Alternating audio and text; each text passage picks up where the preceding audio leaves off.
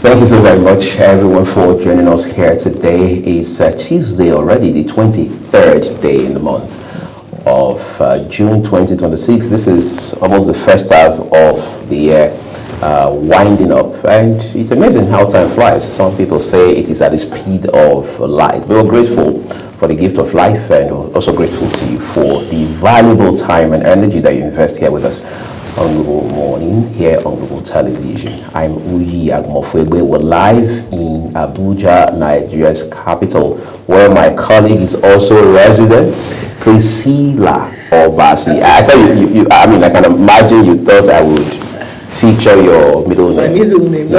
Every day is not Christmas. No, you had already done it off camera, so. Yeah, I took your words. I've just get to hear it, but I've heard it. I've gotten the vibe already. That's the goal. But I have made up my mind this week that it's going to be a non-stop Happy Father's Day celebration to all the men out there. You're making the men proud. Yes, we have to do it so that nobody will tell us we did not celebrate them. Oh, so you guys are playing it forward. So when that day comes, it's part of it. The great day. So happy post Father's Day. I don't know if it's continuous for the whole month of June, the way we used to have it for women. The month of March. My friend men had gone back to work yesterday. Women still work, right? We just have to celebrate. It's part of why we celebrate. Women have a partition in terms of how they work. They don't move away from the Mother's Day thing, but men do. I was speaking of Father's Day, by the way. I saw a video yesterday. I think I almost I probably bookmarked the page. It was on Facebook where a guy, an American, went to a store and was talking cash, like dollar notes, in different items. This was a children's department. Wow. All right, so he says it is Happy Father's Day to mothers. He was basically concerned about women who have had to raise children all by themselves, either because their husbands passed, they suffered divorce, they've been single moms. So his perspective is, while we understand, even I do as a man, that today is Father's Day, can we also see it from a different standpoint, where we appreciate women who have had to play both roles? Yes, they have to be a mom, they have to be that. I'm not talking about those back at home here who say they are kings now, if you know what I mean. No, they say they're no longer kings, but go to their crown. They say they have taken away. They are now, they are now they're not transformed. They are sold out to the Lord. Okay. But at the same time, if that kind of a thing played out in the Nigerian context, I know a lot of people would frown at it and say, no, you're distracting from the essence. It's supposed to be for men. Right? Exactly. So when people just want to do stuff, there's a reason for it, right? And we should not throw away their reasons because we want to be sentimental, we want to be biased, we want to just bring the whole gender war that is on in our generation.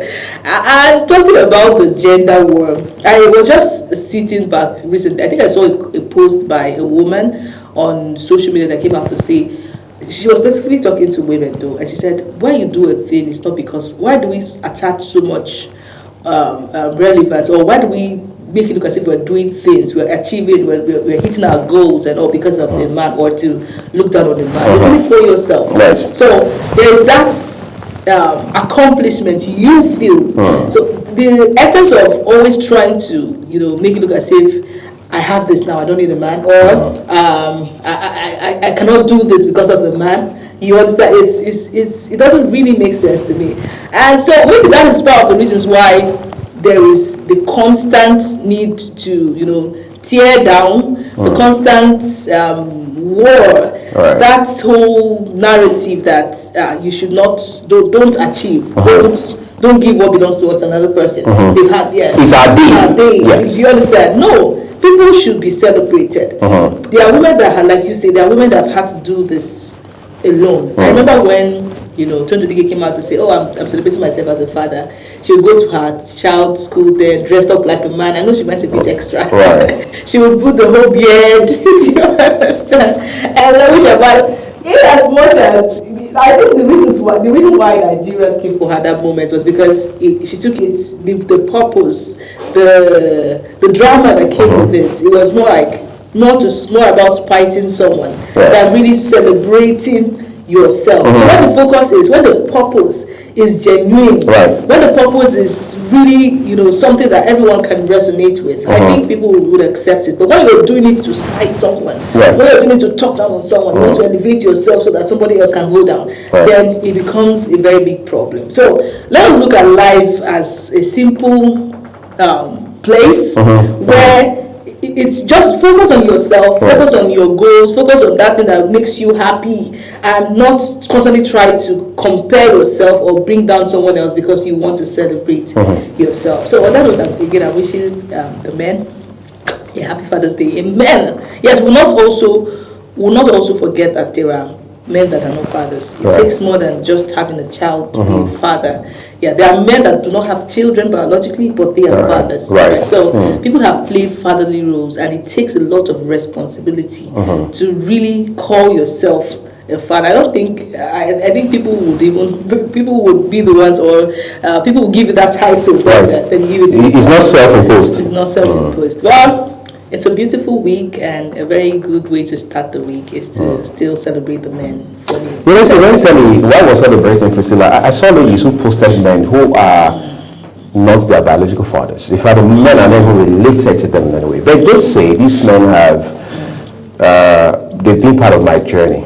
One of them was the one who mentored me as an undergraduate. The other one was the guy who gave me an opportunity for internship, which eventually led to me landing a job. The other guy was the one who looked out for me when I was being bullied. They just have all of those. This one's my spiritual mentor, my life coach, and things like that. And just saying that to support your position that someone may not be your biological child, or you may not even have biological children yet. But then we wanted to play a fatherly role in someone's life with no strings attached. All right, and that person is not just going to forget in a hurry the impact that you've made in their lives, how you've shaped them, for example. And like you said, it's not something you wake up as a man and say, I'm a father. It's beyond status. I was supposed to give you a brief talk on Sunday, but circumstances changed at the 11th hour. And I was going to focus on, Father's Day special, from status to impact. You see, once you are able to make a child with a woman, we say you're a father. To that extent, it's just status. It's just status. But the question is, beyond bringing that child into the world, what do you do extra? Are you always there? Or are you just saying, well, I provide for this house, I pay the bills, or I built us a house, we have at least 4 cars in this compound, I pay the tuition, I provide money for health, we travel around the world at least 2-3 times in a year. Are you present? Does your family, your children in particular, do they have these special moments? Is there something they can look up to and say, I remember when my dad held my hand, I remember when we went out on a family trip, and things like that. So for me as a young father, these are some of the lessons I'm learning at this point and going forward. Because I realized that, I've looked at people who have gone ahead of me in terms of fathering and fatherhood. And I'm asking, who do I think missed it? What lessons are there for me to learn? Who do I know, generally got it right, at least to a very large extent? Nobody is perfect at these things. What can I also take away from them? Because at the end of the day, nobody is an authority. Everybody is just a work in progress. But then we must also ensure that we do better than the generation before us.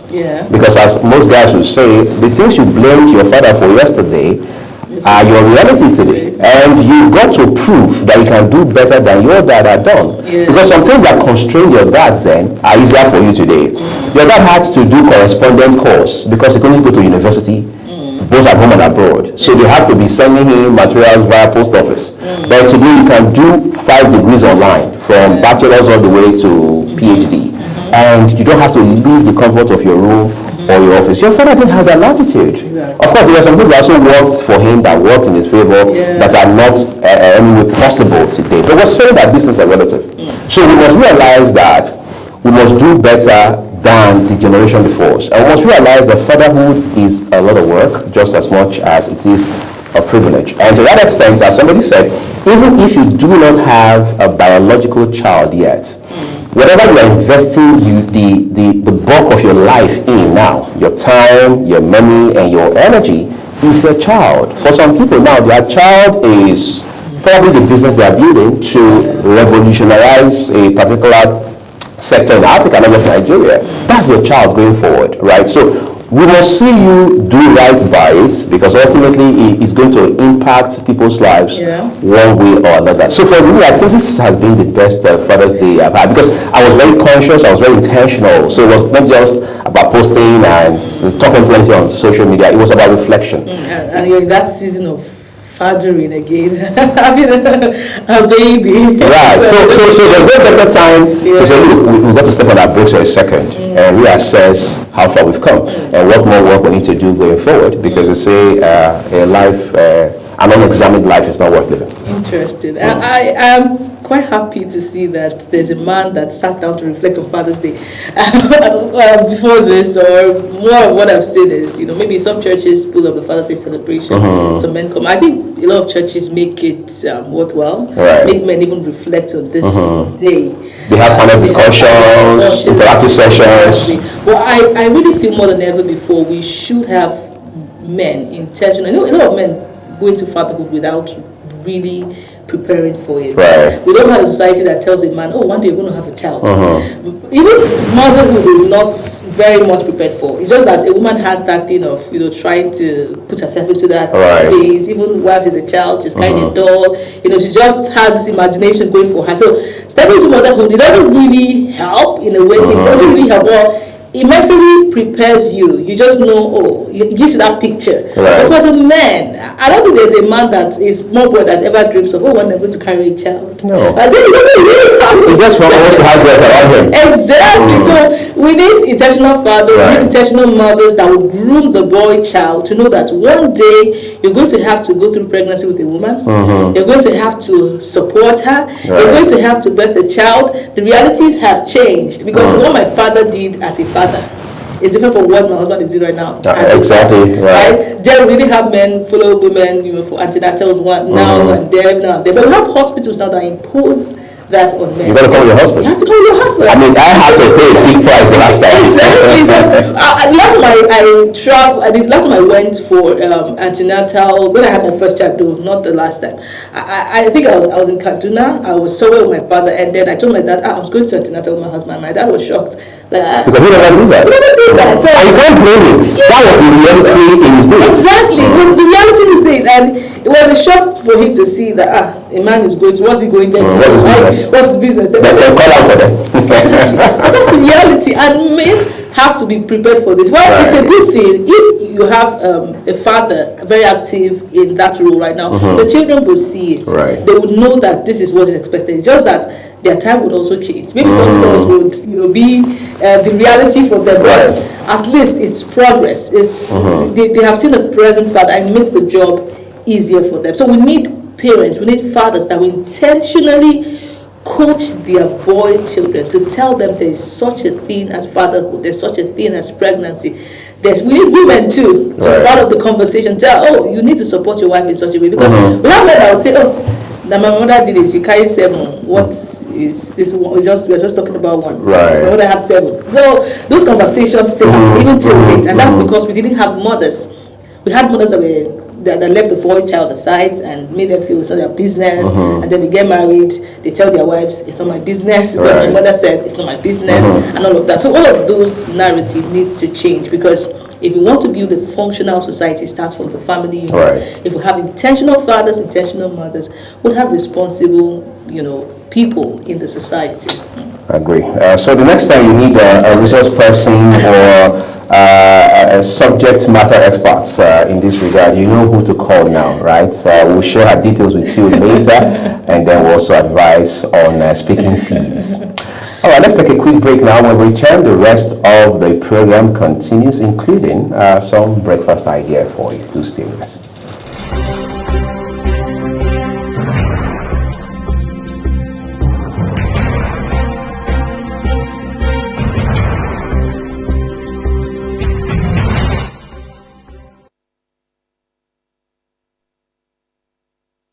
All right, thank you so much for still being here. Right now, we want to take you to that segment that helps you start your day properly. I was talking to my colleague and saying, I've had my breakfast, but I don't know about you. Have you had your breakfast? Are you struggling with ideas? That's why we're here to help you. We'll take you down to taste and texture for some breakfast inspiration, to get you started. Please have this. Hello everyone and welcome to Taste and Texture. Today we're going to prepare a delicious Nigerian delicacy and we will be demonstrating it from scratch. Our delicacy on this episode is beans cake and pap. I am your creative chef, Saadatu Garba. Beans cake, popularly known as akara, and pap is one of the traditional breakfast options in a Nigerian household. Akara and pap is a hearty morning meal for most homes because of its light and filling nature. It is a delicacy made from beans, while pap is made from maize. I hope you enjoy the recipe. Ingredients: beans, red bell peppers and scotch bonnets, onions, vegetable oil, salt and water. The ingredients for pap include pap, water, canned or powdered milk, and sugar. To prepare, wash and peel your beans. Add your beans, onions and peppers into the blender. Add a little water and blend till smooth. After blending, transfer into a bowl and use a mixer or a spatula to beat the mixture to make it fluffy. Add some onions to your oil to make it flavorful. Fry your akara in batches until golden brown and transfer to strain the excess oil. To make your pap, put the raw pap into a bowl. Add a little bit of cold water, then mix. Boil your water and quickly add into the mixture while turning to avoid lumps. Add your milk and sugar and your pap is ready. That's it on today's episode of Taste and Texture, and I hope you will try this recipe on your own. I'll see you again on the next creative recipe. This is Saadatu Garba saying take care of yourself. Okay, some children call it akara. My children are guilty as charged. My first son calls it akara. My second son calls it akara. So, but it's a very delicious meal that goes for everyone. I mean, I've not seen a child that says, "I don't like akara," or "I don't like akara." They all accept it, and it makes life easy for mothers, right? So that's your breakfast inspiration. When last did you eat akara? Please try one. If you can't prepare one yourself, maybe you just go to that roadside. That woman, akara woman, that's what we call her. I don't know. Akara woman, yes. Maybe this part of the country. It's akara woman. So you can just stop by and get yourself some akara for breakfast. I mean, it's that easy, right? So we need to get you inspired too as you eat. Of course. You know, it goes. It's a bundle. Food and inspiration makes life balanced, right? So let's take you now to inspirational as we join Ramsey Enoch Abu. Well, my name is Ramsey Enoch, and it's good to have you join us today on Heart to Heart Inspirationals.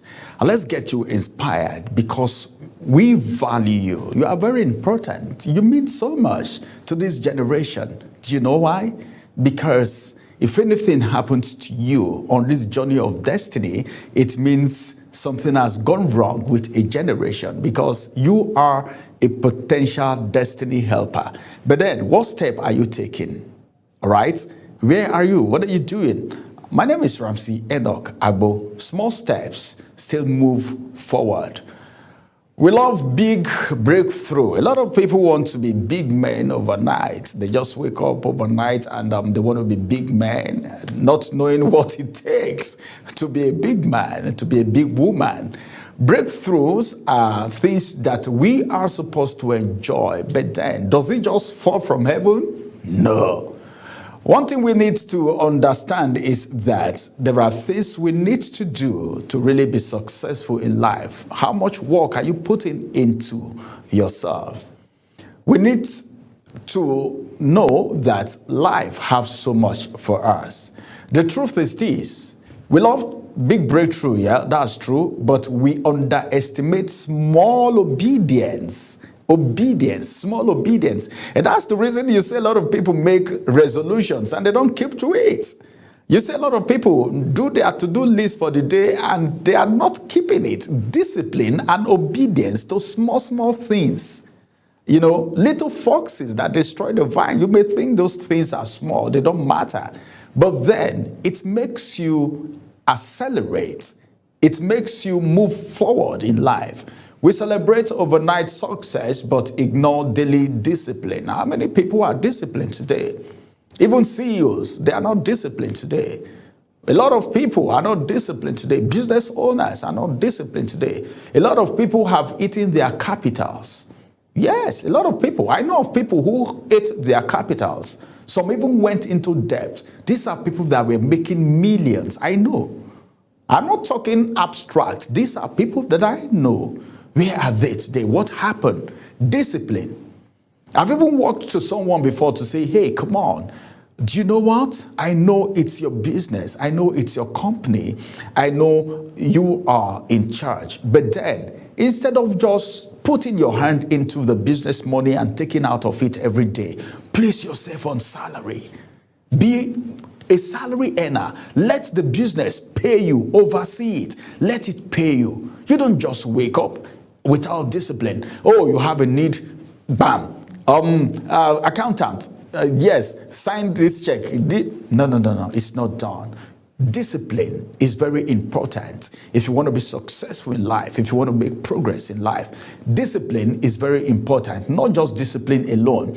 Obedience and discipline go hand in hand, all right? You need to be obedient, all right, and you need to be disciplined. Yet, I want to let you know that nothing great happens suddenly. It happens consistently. Consistency is key. Whatever you're doing. Okay, let me give you an instance. Why do you think anywhere you go to look for a job, whatever you want to do, people look for someone who have experience? Because the more consistent you are on a particular thing, the more professional you become. But a lot of people, because of the issue of diversification, multiple sources of income and all of that, these theories have made a lot of people not to concentrate on a particular thing, not to be consistent in doing one thing and become a professional in it. A lot of people are slaving today because they were not consistent in what they were doing. A lot of people are not employable today because of inconsistency, disobedience, and indiscipline. Three major issues: indiscipline, disobedience, and inconsistency. These are thieves of time. Progress, like they said, is not always loud. It's not loud. Sometimes it looks like getting up again. Sometimes it looks like staying committed, all right, when nobody is clapping. A lot of people. That's why, you know, initially I talked about on Heart to Heart, before I've talked about social media. Everybody want to be clapped for these days. Everybody is going on social media to live a fake life because they want to be clapped for. Oh, of what profit is it? It's deception. You're deceiving yourself. I only pity people who copy this online so-called designed people who design themselves to be what they are not. People must not clap for you all the time. Don't wait for the clapping. Don't wait for people to clap for you. Sometimes when walking towards your successful days may not require people clapping for you, or sometimes growth feels boring because when it gets, people don't like work. That's the truth. A lot of people don't like work. So sometimes when you're walking, it looks boring. You know, when you are striving to be successful in life, sometimes it looks boring because it's just like you're driving on the road and it's only you on that road. You're going, no car is coming from behind, no one is overtaking you. You're just going, only you. Sometimes it looks boring. But boring is where mastery is built. Do not despise small beginnings. Small steps compounds.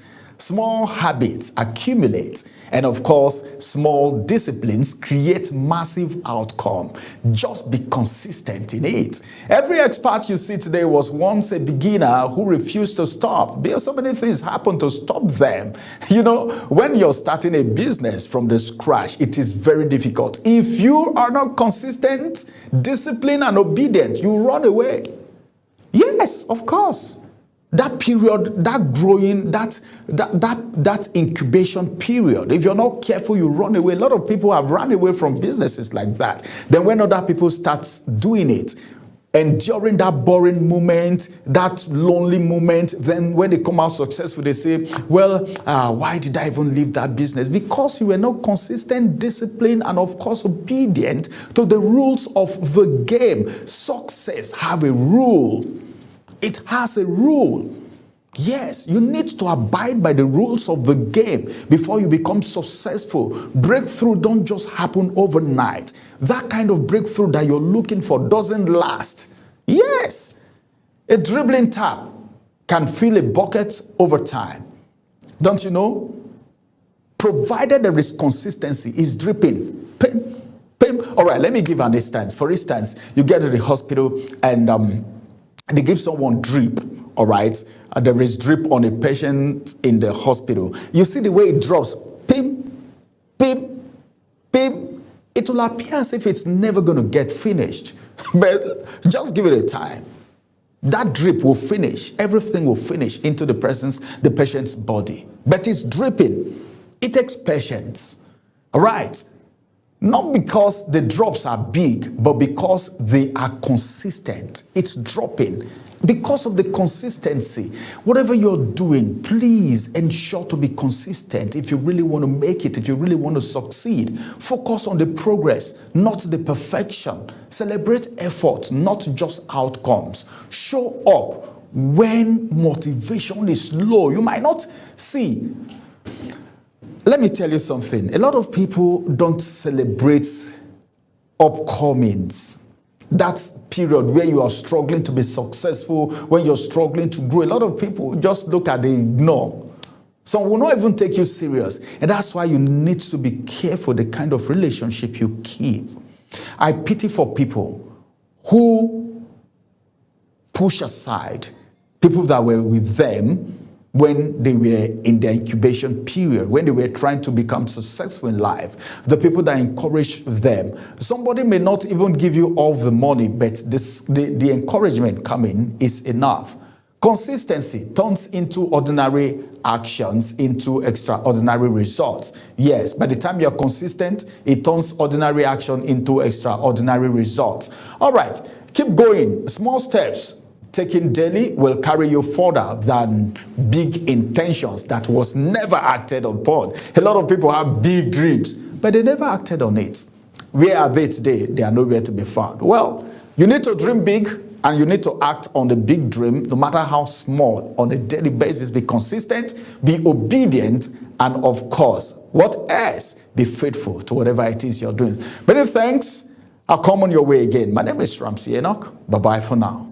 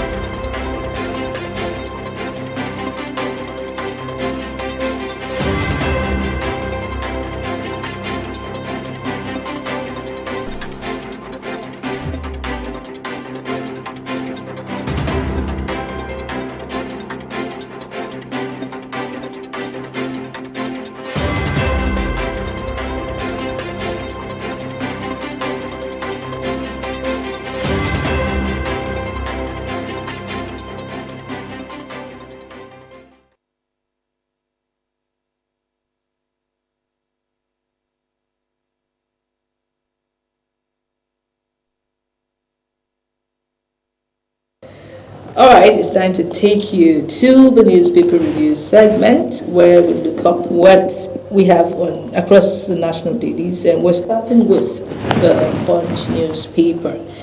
First story right here above the nameplate. Top left corner. Nigeria's $5 million swap deal triggers Fitch warning, and that detail is on page 12.3. Burnham emerges front runner for UK Prime Minister as Starmer resigns. I want to experience Nigerian politicians take this kind of bold step. Someone said that is this not your mates? They're Nigerian politicians. I think we like to work too much. We don't know when to rest. That's and the love of our country drives us. The love of our country. Well, Nigerians just they don't really understand rest. So you don't think it's normal to just take a bath. Right. Just to rest. Leave the scene. Leave the scene. No, you just have to keep grinding and grinding. Keep putting it, because it takes a lot of responsibility to be a leader. Right. To serve in such capacity.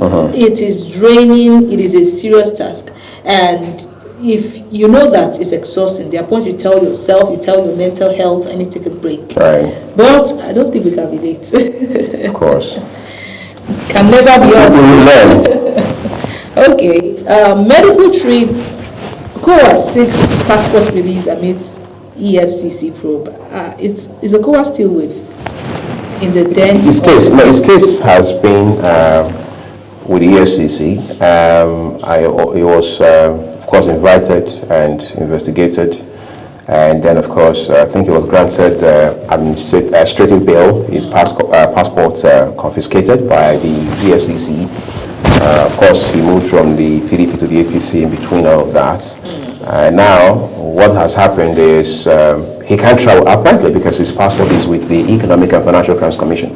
So he says, I need to travel abroad for medical, Medicare, as they say. But then I can't do that evidently without my passport. So that's where he is now. I think he needs to give the commission convincing, persuasive reasons to release his passport to him. Yes. But then again, it's embarrassing that you have to travel for medical trip in the whole of Delta states that usually has a two-time government. There's no health facility you can walk into and treat yourself. After serving for 2 years, you want to travel for a medical trip. How does that sound? Incidentally, I'm not going to sit here and judge the former governor because if we have to do that, we must also extend it to perhaps all the governors who have led in Nigeria since 1999. You see, politics has its own fair share, perhaps a little more, of hypocrisy. Okowa had told Deltans that he had transformed the state within the 8 years during which he was in office, between 2015 and 2023. Incidentally, Delta State has its own general hospital, which is, of course, directly under the purview of the state government, where, again, he was the chief executive for 8 years. And he said, look, we've made it world class. All the facilities you can imagine are available right here. That's on the state's level, on the level of the subnational, as they say. In Asaba, the capital of the state, where he had his office for 8 years, there's a Federal Medical Center, FMC as we call it, which is, some people say, the equivalent of a teaching hospital. That's at the federal level, at the national level. So are we saying between these two, none can cater to the healthcare needs of our dear former governor, His Excellency, Senator Dr. Ifeanyi Arthur Okowa? I don't know. I'm just curious. You see, all of these are indicators of the fact that as a country we are not a serious people. Because at this point in time, the question Deltans should be asking him, even though he's no longer in office, is, but you told us, Oga, that you did this and this and this about healthcare. So are you saying all of those efforts have gone to waste in the last 3 years, even though we know the person there now is your political godson, right? Are you saying you couldn't sustain what you had achieved, your legacy, just within 3 years? So either way, Mr. Okowa loses. I'm sorry. It's sad. I mean, we can compare to other past governors and Nigerian leaders, but I don't think there has been any that cried to the FCC to give them their passport to go for a medical trip. So it's really embarrassing if you ask me. I can't even understand. I don't know how we invest. Is it that we have a take pleasure in wasting resources? Because we can lie about it, but we do. All these things are all of those facilities that you call or point to are facilities that have taken lots and lots and lots of money. And then when you leave office, everything dies down. When you leave the office, there's nothing, there's no structure to that. If at all you even did what you said you did, because we know Governor Amuneke on social media and what he does, and I feel like as a governor on that space, and I feel like he's just trying to portray or act out whatever it is that is happening in the political space. There are lots of governors, lots of Nigerian leaders that have served at various capacities that make or still put up this make-believe situation to their followers. Right. And it's sad. You try to paint a building and then you just make it look as if it's beautiful from the outside. But there's nothing, there's no structure, there's nobody put in charge of making sure that that thing works. So we're not even concerned about it working. Sometimes we just do this building so that, because it takes a lot of work to make sure that it continues to work. Right. It's not just about fixing it. It's not just about making the roads beautiful. It's not just about building the healthcare facilities. It's also about putting structure that enables it to stand firm, even if you are not there. But that's mental effort. There's so much laziness that they don't even want to go through the rigors of trying to look for somebody or making things work. We're not even concerned about making things work in this country. And it's sad. It is sad. Well, we have a lot of work to do, both as citizens and as leaders. The Star story reads, State Police, governors demand greater powers. Some riders to that. NGF report proposes constitutional role for governors in security operations. New framework recommends federal state policing structure, trust funds.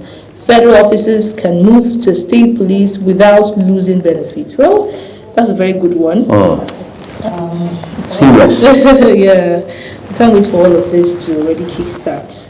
At least let the excuses cease. Plateau tragedy, death toll hits 20 clinic attack. I heard there was another attack in Plateau yesterday. And again, it's another, the nation has been thrown into mourning. I don't know when we'll get past this. People's lives have been lost. People have lost their loved ones, their brothers, their fathers, their sisters, and we don't know when it's going to end. Well, we pray that the souls of the departed rest in peace.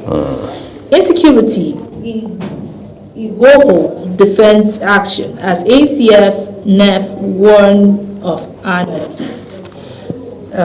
Page 5 is where you see that detail.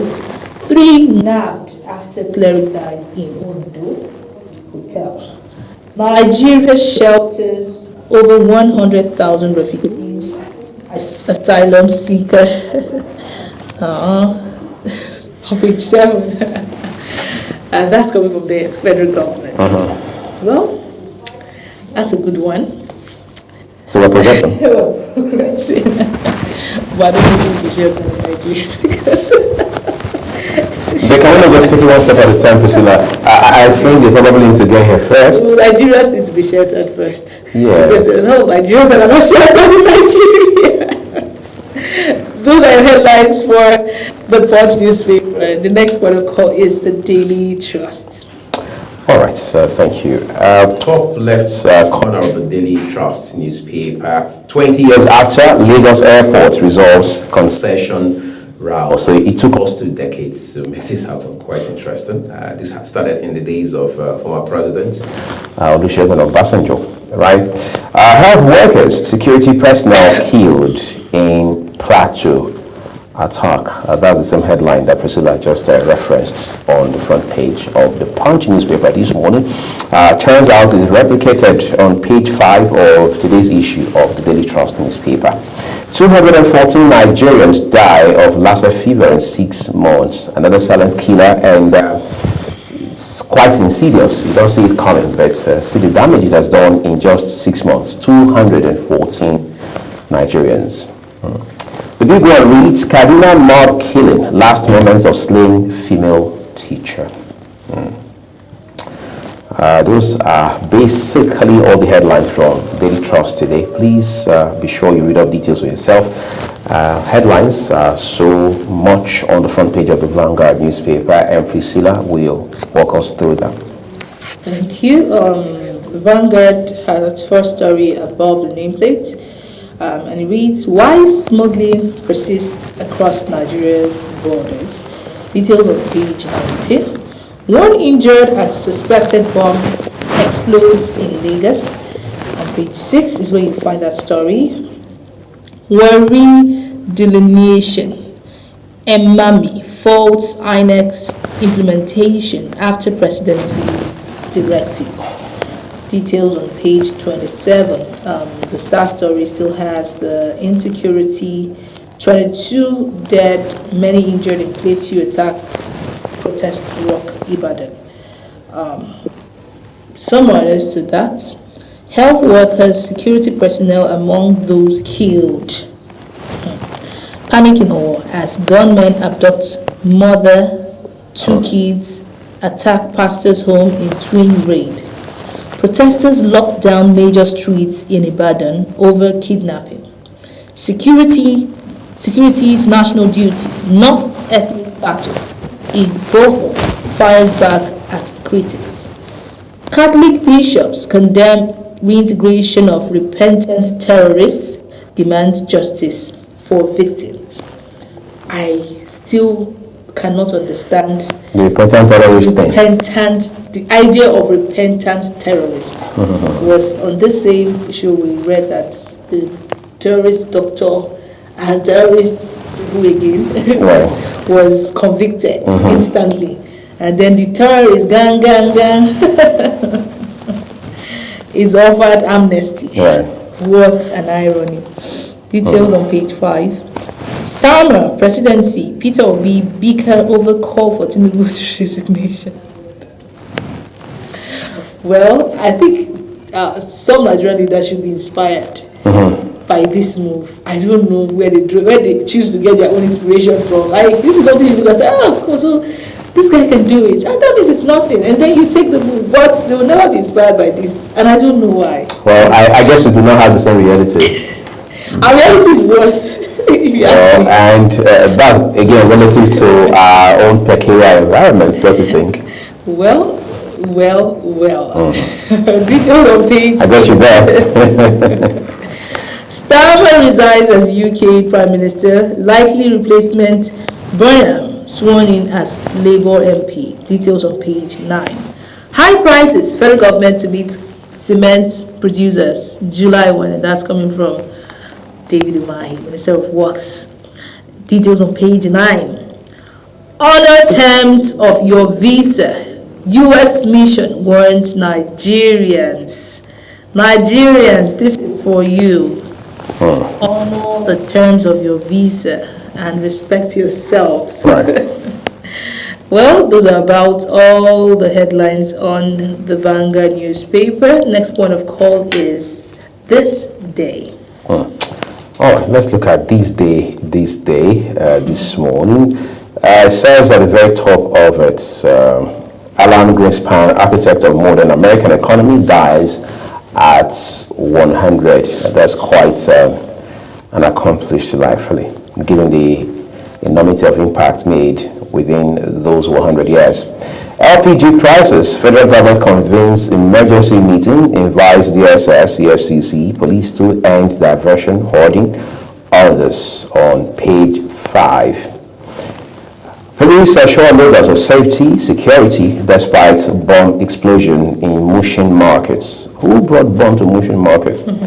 No retreat, no surrender in fight against terrorism, declares IG. This is not looking good. The details are on page 8, even though the story begins on the front page. Obi, Tinubu should follow Starmer's example, resign. That's what the presidential candidate of the NDC is saying, but presidency has a clap back. Your call, childish, misplaced, undemocratic. Yes, that's a clap back.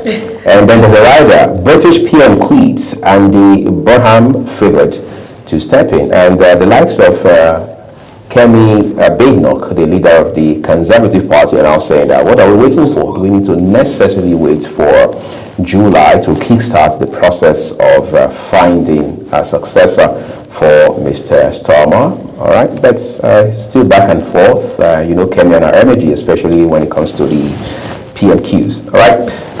Incidentally, not much on the front page of these dates today, but shouldn't be an excuse for not reading up details for yourself as we turn now to the Nigerian Tribune.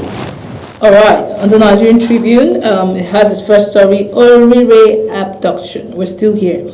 Protesters in Ibadan again demand release of teachers' pupils. Catholic bishops lament their continued detention.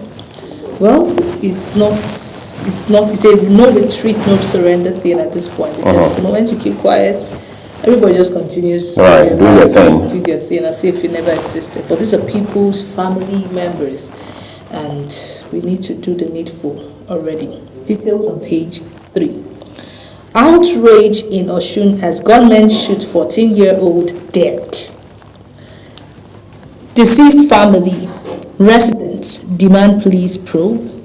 Accord boycotts meeting with CP. Calls for arrest of members, killers. Details on page 26. What could have happened?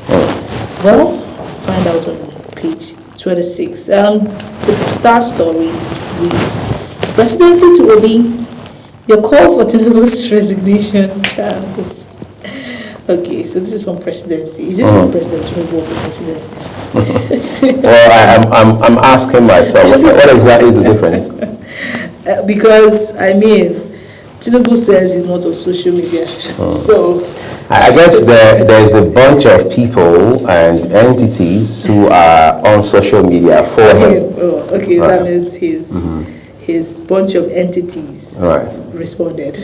In other words, I think for the first time to get on the same page, and that makes a lot of sense. Okay, so page 15 is where we are on, and that's where you see that detail. Lassa fever death toll rises to 210. That's coming from the NCDC. Details on page 4. Right that says medical doctor dies in Fenway. That is a sad incident there. Nigerians, please do all you can to get yourself informed, especially with this deadly disease. Nigeria currently hosts over 100,000 refugees, asylum seekers, and that's coming from the federal government. I hope we are not part of the refugees and asylum seekers. We'll find out. 100. Because if we are part of it, then the number has to increase. It can't be 100,000. Details on page 2. HPV, that's hepatitis virus vaccine, cuts cervical cancer death to near zero before 30. That is coming from a study. Details on page 4. Gunmen kill pastor, 4 health workers, 16 others in Plateau. Police in gun duel with kidnappers in Ondo, rescue victims unhurt. Okay, it's looking like a story that is trying to strike a balance. But you want to find out that detail on page 26. Federal government orders crack down on hoarding diversion of cooking gas to stabilize prices. I just pity for people with CNG.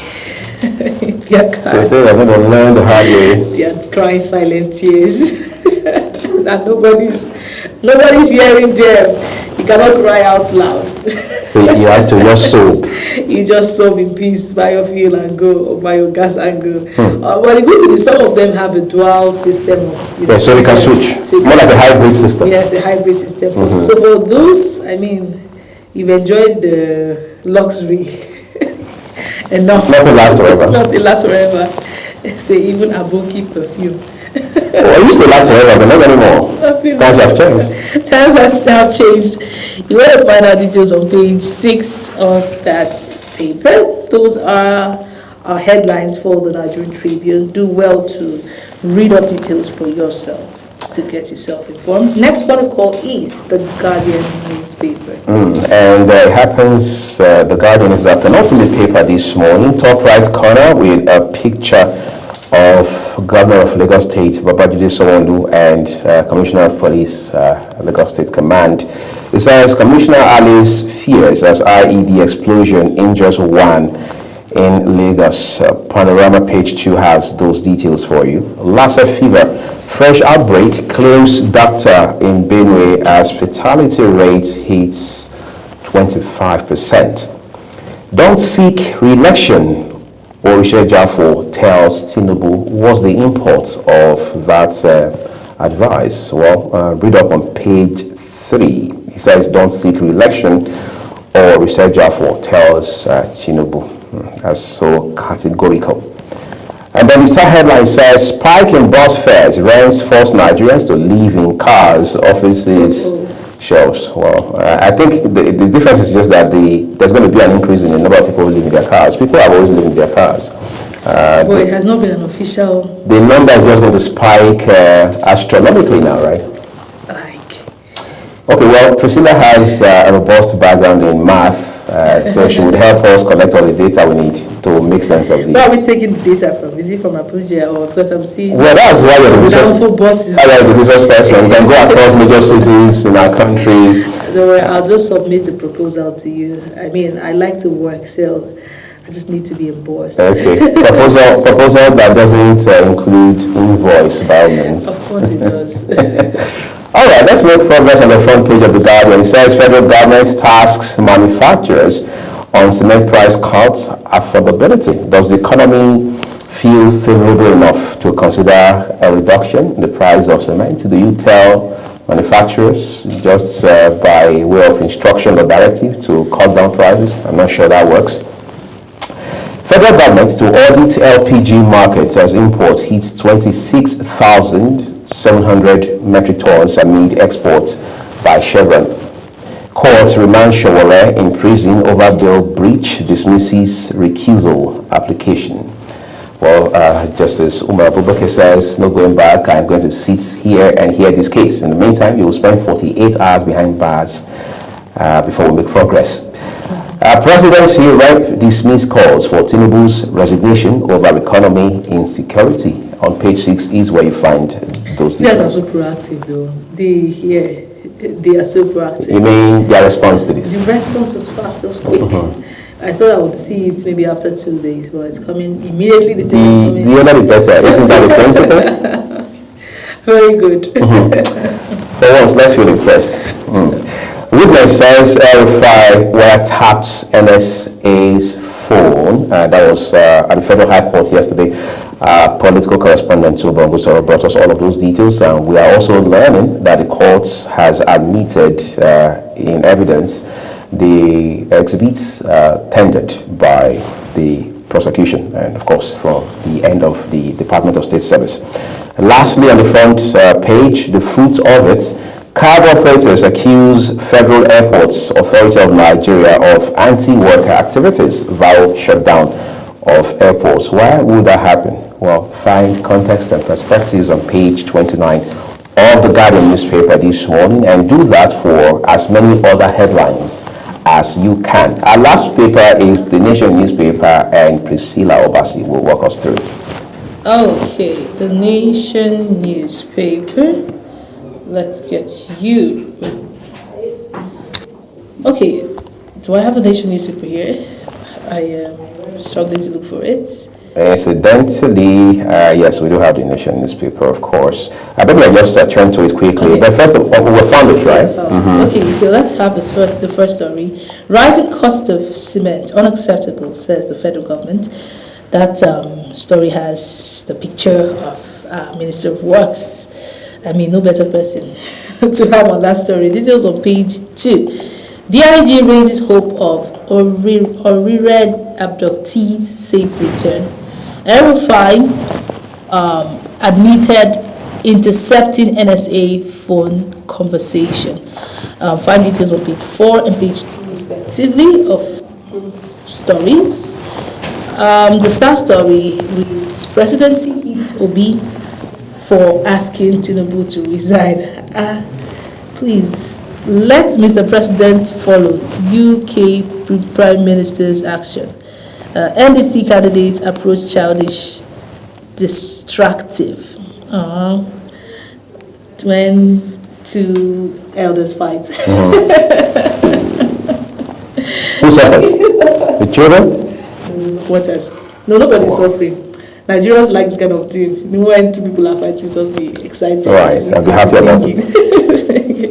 Okay, UK Prime Minister Starmer resigns. The 22 killed in another military attack. Those details on page 2 and 29, respectively.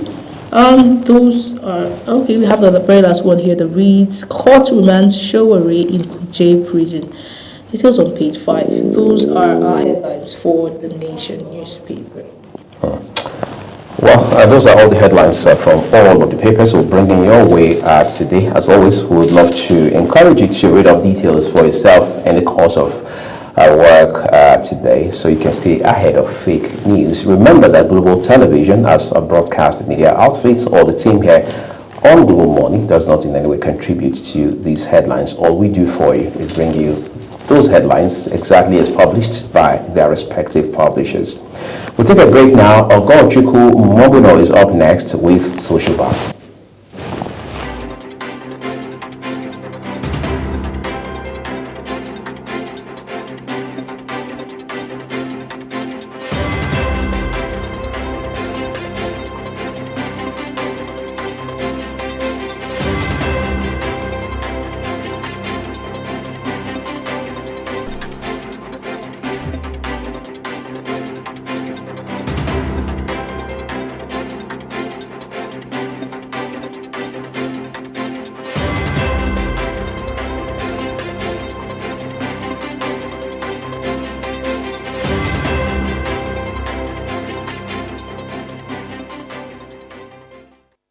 Wake up with Global Morning, your daily guide to what's happening and making the rounds.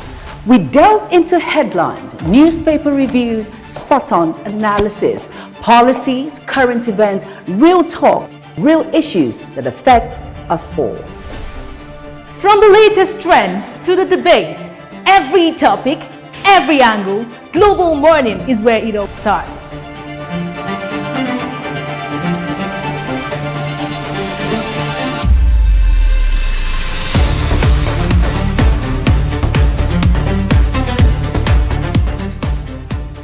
Global Morning, For the latest issues, always on point.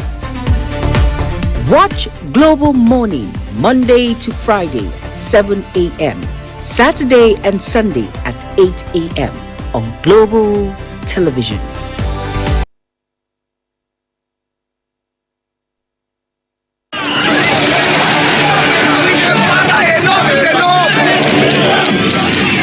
In an age of breaking news, you need a trusted source that prioritizes accurate, factual, and unbiased reporting. This is AM News, and I am Ubong Osoro. On Global Television, our news is rooted in verified and authoritative storytelling that keeps you educated, informed, and enlightened on all the issues that matter to you. I am Sadia Yakubu. This is Midday News. You can trust a multi-platform news broadcast, real-time and fast-check stories for all the big local and foreign headlines round the clock. I am Ramsey Enoch Agbo. This is News Express. Our array of anchors delivers the news to our teeming viewers, breaking it down with context and perspective. This is News Cycle on Global Television. I am Anieti Patrick. And the flagship news is your hub for the day's most engaging stories. This is News Prime, and I am Jumai Manson. Did you miss any of our news rounds? No worries. Catch up at 10 p.m. and midnight, 7 days of the week. I am Mukhtar Kasim. Global TV is on DSTV channel 365 and Star Times channel 276. We're active across all social media platforms at Global TV NG. Global TV News, accurate and unbiased. I'm Uyi Agmofwebe.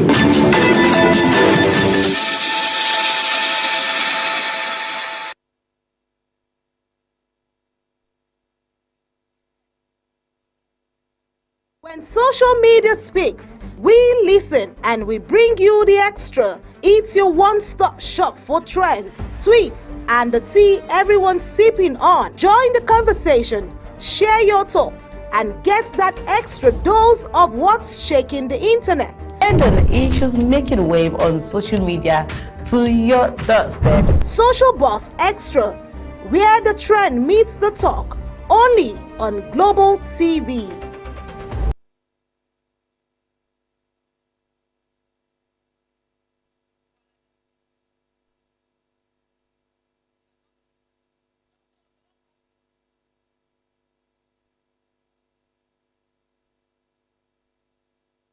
Good morning, Nigerians and viewers around the world. It's time to look at buzzing issues making rounds on social media. Today we're looking at a very controversial human angle issue, which is a man from Canada who says most Nigerian women, their affection is for sale.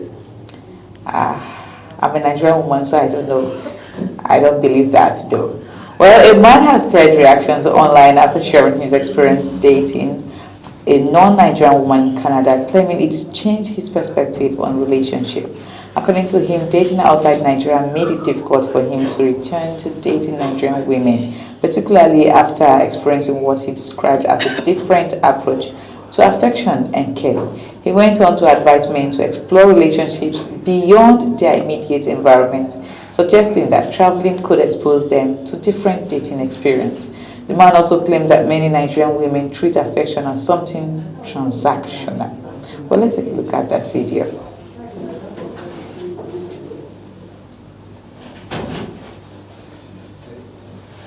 The first time I dated a non-Nigerian babe, she's black. My guy, it took me a while before I was able to go back to dating Nigerian girls again.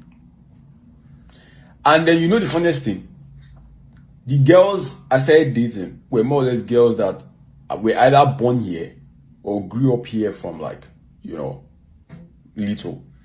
The ones that just came from Nigeria, I'm like, you know what, this one's reality has not hit them yet. So yeah, you niggas in Nigeria, I pray for you guys, but listen, the solution is for you guys to travel. Go to Ghana. Go to East Africa. You understand? Go there. Let them shower you with care. Baba, if any girl tell you, oh, I'm Nigerian, okay, cool, nice to meet you, keep pushing. You will be fine without dating. I swear to God Almighty. You will be fine without dating. If it's only Nigerian chicks that, again, I did not, like, I'm not bashing Nigerian chicks. I'm just saying, like, most of you, your affection is for sale. Like, it's just what it is. I tell the Nigerian girls I deal with, listen, your affection is for sale, and they know. Like, I tell them. But it's what it is. I wish you guys the best, sir.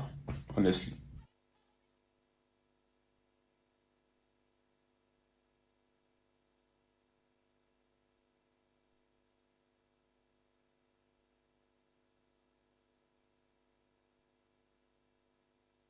Alright, so we heard from that young man right there, and yes, I'm going to take some comments before we start discussing about that, because I'm a Nigerian woman and I have to express myself at this point.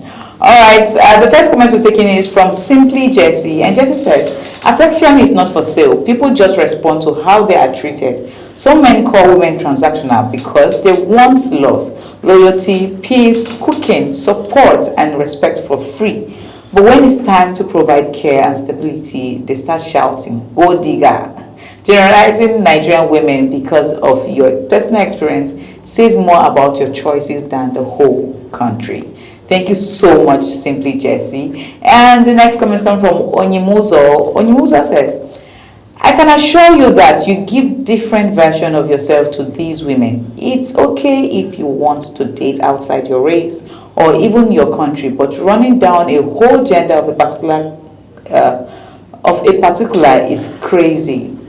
All right, thank you, Onyi. And the last comment coming from Libra Queen, and Libra Queen says, a Nigerian woman, and he is not. I'm a Nigerian woman, and he's not entirely wrong, but we are not ready for this conversation. It is only when they go overseas that they start appreciating the little things that matters the most. All right, every comment here, I must tell you, is valid. The first, the second, and even the last one, because I've seen it play in different aspects. So, well, I'm not alone in the studio. I had to hold Priscilla down and say, we have to talk about this. So, good morning, Priscilla. Good morning, Ogochukwu. Yes.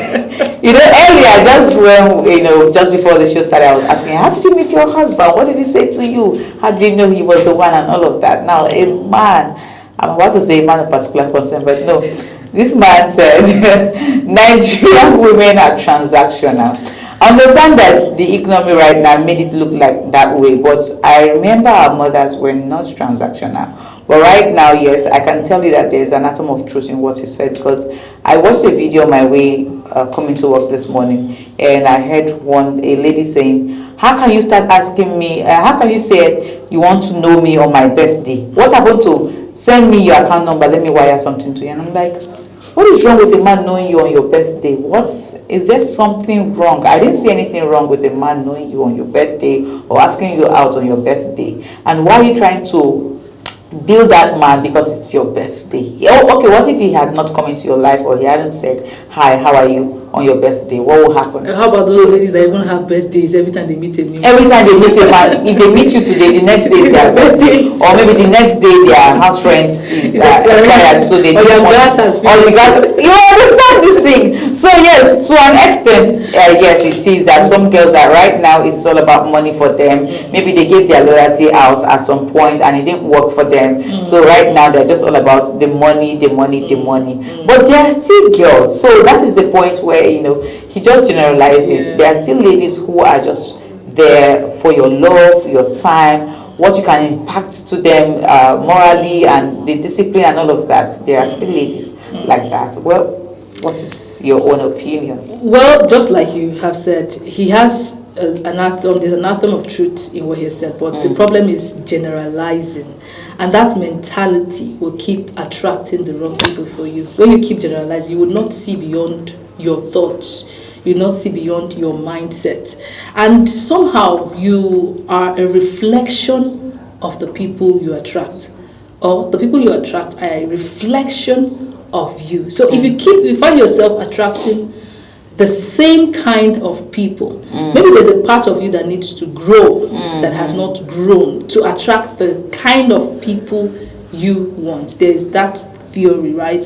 And at the same time, I know one thing about most, I'm not going to say all Nigerian women, most Nigerian women, maybe because of how we were brought up, there is that mentality that was given to the girl child that says, okay, a man has to provide for you, right?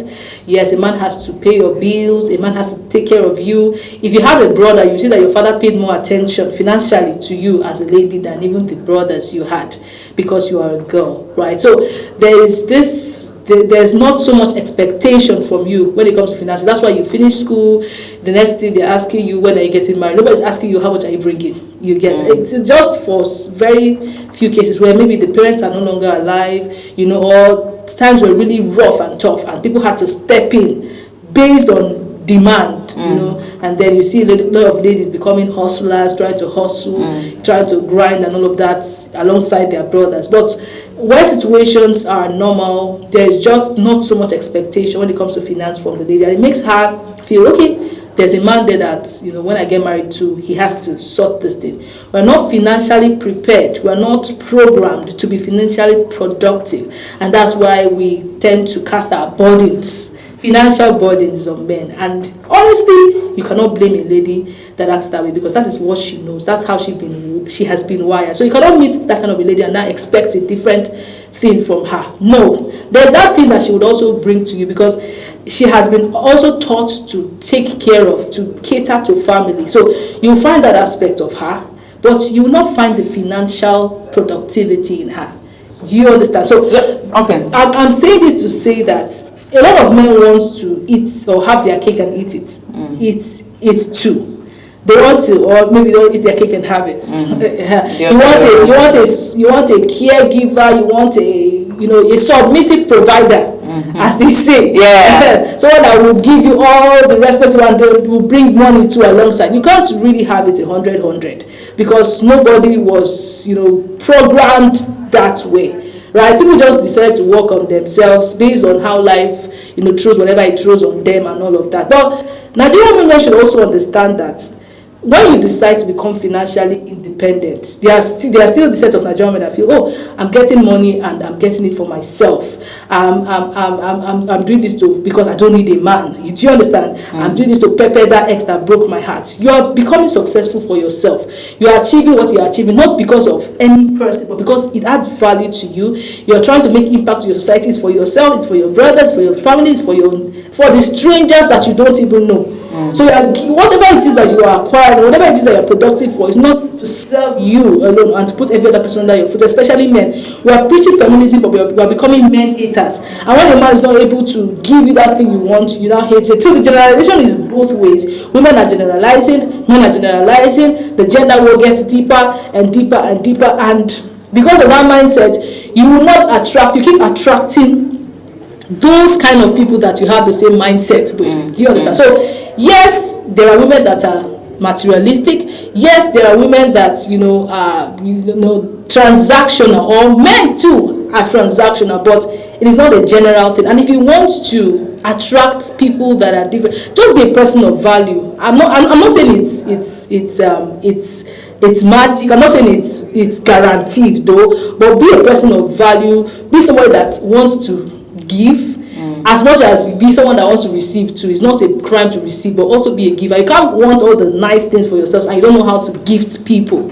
It doesn't make any sense. All right. So be a person of value. That's what I would say. Okay, be a person of value. Okay, so while we were talking, I thought we were about to touch somewhere where you said there are some women that actually do business, they have their money and all of that, and they just feel like this money is just for myself. I've seen women who are financially, independent, they are very okay, but then again, they still want a man who makes more money than them. If you are coming to them to ask them out and you do not have that finance, everything, you don't have everything put together, or you're not making more than they are making, then you are less than they are. So what do you say about ladies like that always need the man? I understand, I also feel like that sometimes. I feel like, okay, if I'm making 100 or 200,000 naira, I should have someone that is at least making something a bit above me, so that he can be able to, do his own duty as a man and all of that. So except we want to deceive ourselves as women, but every woman, I think every woman wants that. Sometimes we just settle because you're looking at age, you're looking at priorities, you're looking at, but people just settle to accept, because you know that I can't have it all. But there's no woman on earth that would say, I don't want a man that can care for me, be there for me and still have more money than me. It's a bonus. Do you get? Even if he doesn't have it, if he has it, it's better than if he doesn't have it. So everyone wants that man that has a bit more, because a bit of financial security. Yes, to feel safe. It makes you feel safe as a woman. Every woman wants that. But if a woman sees that, people, like I said, people settle basically because you just choose your priorities. You have a scale of preference, and okay, time is more important to me right now than this. Okay, he can actually do this. I'll be able to augment this. But do not accept a package and in between now, or in the long run now, start to get angry with your choices. Right? Some people would accept it. You say, oh, I don't mind him right now, as long as he can be there for me. And then when he becomes there for you, or you get married to him, or he becomes your boyfriend, or whatever it is, then you now start looking at other men that are doing better, and you start getting uncomfortable. It doesn't make any sense. Nobody has like 100 for them. Everybody has what they are dealing with. They may not say it to you. They might look as if they are lavish. They got it all together. But everybody is dealing with their own mess, right? So life is not perfect. Just know what works for you and accept it wholeheartedly and keep working with it. All right, so let's also bring it down again back to the topic of discourse today, where this young man was comparing ladies in Canada over ladies in Nigeria. I also want to let everyone know that there in Canada or overseas, the government of the day, the economy and everything seem to work really perfectly well to a very maximum extent compared to the harsh realities we are facing here in Nigeria. So even he himself might be staying in maybe one small environment, but he's comfortable because he can afford basic things for himself. The government is working and all of that. So it's just, I think over there, the ladies just need someone to love them. They're not looking for any other thing because already they have everything. They have the basic amenities, they have maybe good jobs and maybe good pay. And they also have government sometimes even pay these people. They also have their excesses. Yes, which a lot of Nigerian men will not come to tell you. They have things they are told you because they are submissive woman that Nigerian men are always looking for. They will not. You most likely don't see it in them. It is like we are equal over there. Exactly, they've been programmed in such a way. So you should know that it's not because of you have a 1 minute or 1 month relationship or 1 month interaction with someone that you're now talking down on another race because of someone you're not even married to yet. You've not seen the other side of her when she gives birth. You've not explored this human being yet. You're just seeing her maybe paying the bills 50-50 with you, and then you see that that's life for you. That's not life. That's just a TV shot. You know that it's a complete package. Everybody everyone has their excesses, right? You have something going for you that it appears wonderful, but that person too has something that they are dealing with, and you will have to deal with. When you marry a person, you marry they are good and they are bad. Yeah. So as much as you enjoy the good, be ready to enjoy the bad too. Bad. Thank you so much, Priscilla. Once again, it's such a nice time, having this conversation with you here on Social Buzz on Global Morning. And this is the size of our conversation today on Social Buzz on Global Morning. I am Ogochukwu Mobrino, and I'll be leaving in the hands of Uyi and Priscilla as this put us through to the discussion section of Global Morning. So stay with us. Global Morning continues. Good morning once again, Nigerians and viewers around the world. Bye for now. When social media speaks, we listen and we bring you the extra. It's your one-stop shop for trends, tweets, and the tea everyone's sipping on. Join the conversation, share your thoughts, and get that extra dose of what's shaking the internet. And on issues making wave on social media to your doorstep. Social Buzz Extra, where the trend meets the talk, only on Global TV.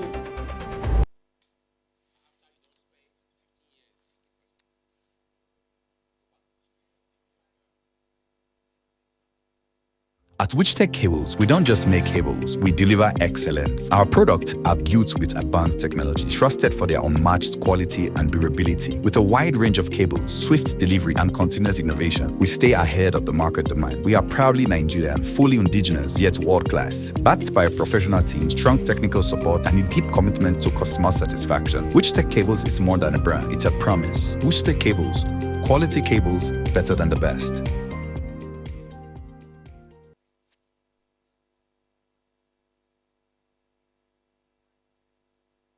Up with Global Morning, your daily guide to what's happening and making the rounds. We delve into headlines, newspaper reviews, spot-on analysis, policies, current events, real talk, real issues that affect us all. From the latest trends to the debate, every topic, every angle, Global Morning is where it all starts.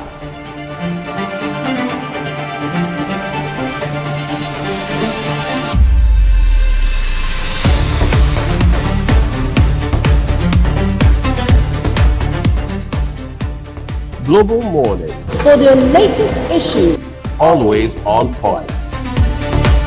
Watch Global Morning Monday to Friday at 7 a.m. Saturday and Sunday at 8 a.m. on Global Television. Thank you for joining us. While the atmosphere remains quite saturated from recent rainfall activity, few showers continue to occur across parts of the northwest, the north central, and parts of the southern region. But for Tuesday, rainfall is expected to remain generally light across much of the country.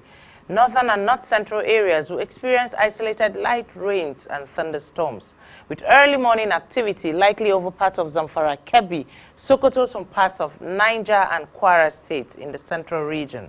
By the evening, isolated thunderstorms may develop over Taraba, some parts of Adamawa, some parts of Kaduna, Bauchi, and north-central region as well. For the south, intermittent light showers are expected to be more widespread, affecting most areas within the southern half of the country, including the southeast, the southwest, and the south-south region throughout Tuesday. And that's your weather outlook. Thank you for watching.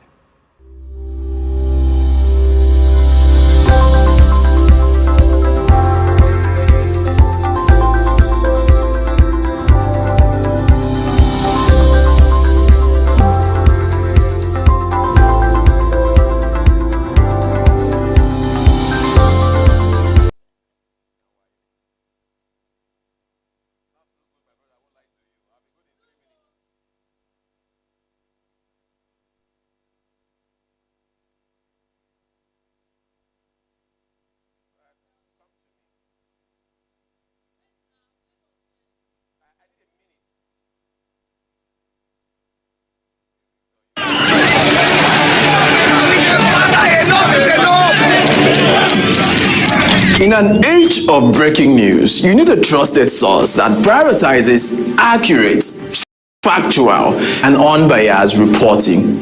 This is AM News, and I am Ubong Usoro. On global television, our news is rooted in verified and authoritative storytelling that keeps you educated, informed, and enlightened on all the issues that matter to you. I am Sadia Yakubu. This is Midday News. You can trust our multi-platform news broadcast, real-time and fast-check stories for all the big local and foreign headlines round the clock. I am Ramsey Enoch Agbo. This is News Express. Our array of anchors delivers the news to our teeming viewers, breaking it down with context and perspective. This is News Cycle on Global Television. I am Anieti Patrick. And the flagship news is your hub for the day's most engaging stories. This is News Prime, and I am Jumai Manson. Did you miss any of our news rounds? No worries. Catch up at 10 p.m. and midnight, 7 days of the week. I am Mukhtar Kasim. Global TV is on DSTV channel 365 and Star Times channel 276. We're active across all social media platforms at Global TV NG. Global TV News, accurate and unbiased. I'm Uyi Agmofwebe.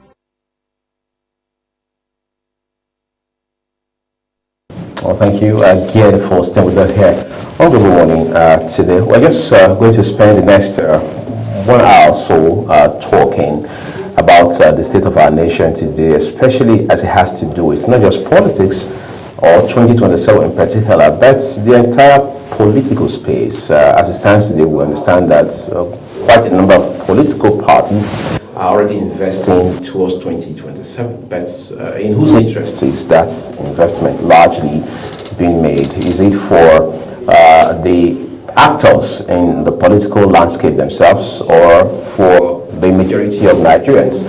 Just on account of these elections on Saturday, whether you're talking about the Ekiti gubernatorial poll or the by-elections across a couple of states in the country, we're now beginning to see that many of those factors that have shaped our electoral processes are still very much active. So how do we, quote unquote, deactivate them before we jump in on the next round of elections? Plus, will INEC do better in terms of logistics, that is promptness and delivery of vital materials and other resources required for the conduct of polls? Will the political class behave themselves better, particularly as it touches on their internal workings? And then, of course, will citizens, especially the voting public, take responsibility over the process, as we say, going into 2027. Those are some of the strands in our conversation this morning. When we go talking yesterday with Chief Chibuna Wawike,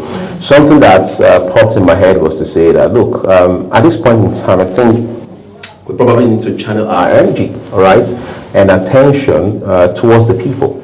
Because from what we see now, politicians now know that the people are laid back for the most part, right? And they know we easily forget. So they latch in on that. They take full maximum advantage of it. All right. They do that every election cycle. So what can the people do at this point? I think that one of the things that people can do is to say, look, I'm not just going to get my PVC. I'm not just going to stop at voting, based on my conscience, of course. I'm not just going to stop at ensuring I follow the results as well, but I will also make sure that I hold those I've elected accountable.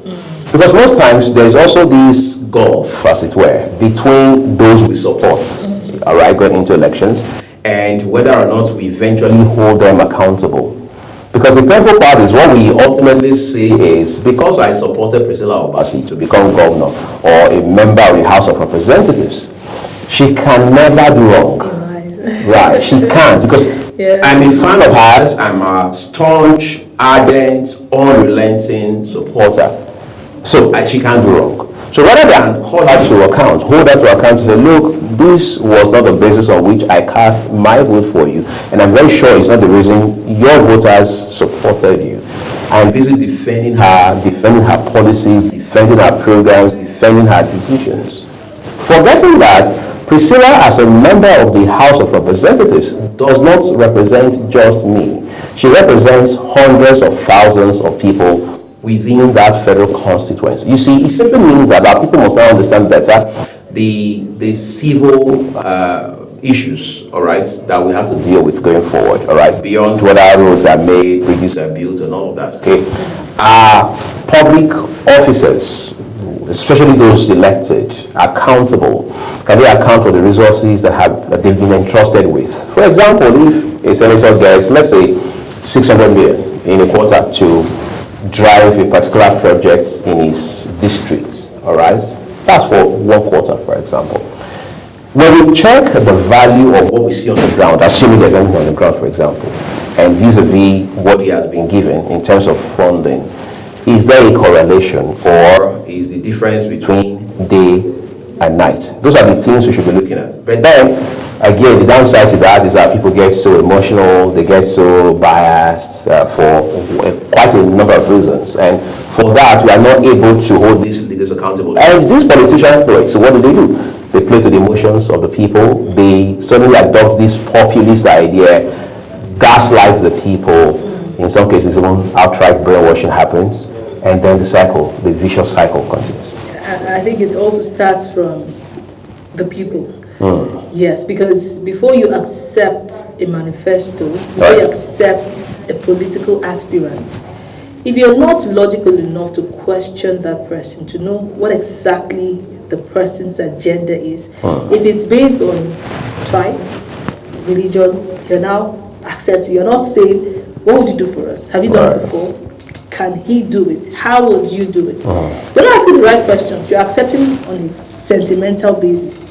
It makes your judgment flawed from that moment. From the very beginning. From the very beginning. And then you are not, someone is coming out to say, okay, I don't accept your candidate. Instead of asking why, you are insulting. you are getting angry. You've already created so much enmity that tomorrow if that person doesn't perform, you are embarrassed to go and face that person you insulted. So you rather stand your ground and play deaf ear and play blind to everything that person is doing that is wrong, than go and get insulted back. Because you have destroyed relationships, you have spoiled a lot of things because you're trying to support someone. So Nigerians must be civilized to understand reasoning, logic, especially during political seasons. Let us not get too emotional because you have a movement that is popular and you want to be part of the bandwagon. You want to be part of that move.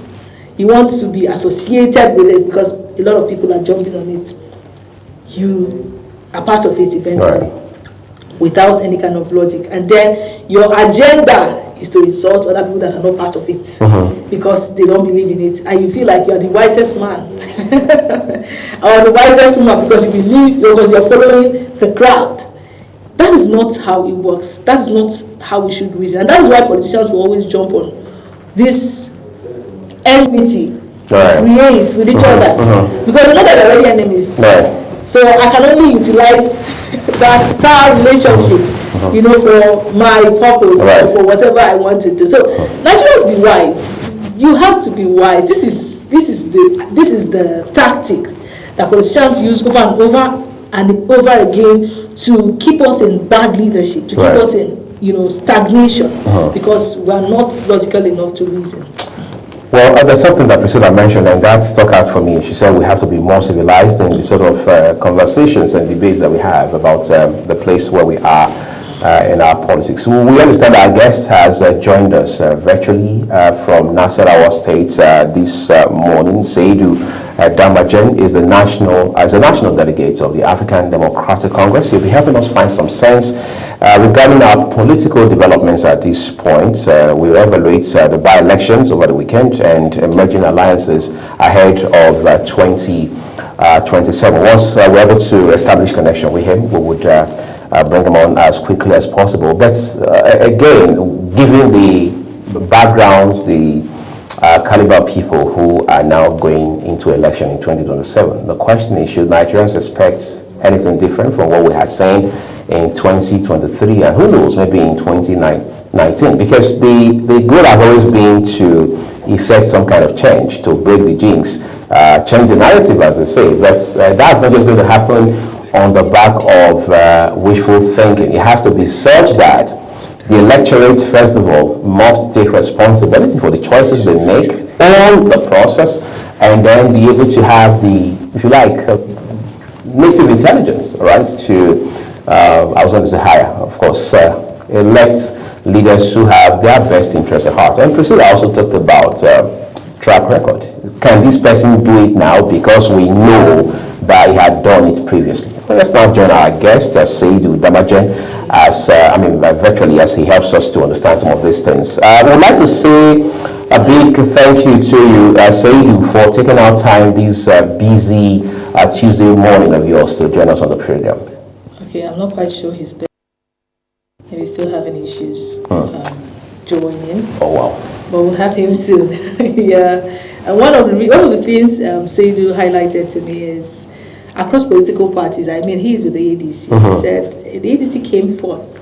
We understand he has joined us now. Good morning, Seydou. Hello. Good morning. How are you?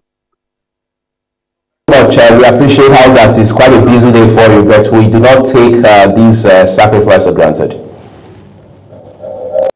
Thank you very much. Good morning. My name is Seydou Damajen from Nasarawa State. I'm the national delegate, Nasarawa State, and at the same time at Chuku Unity Foundation.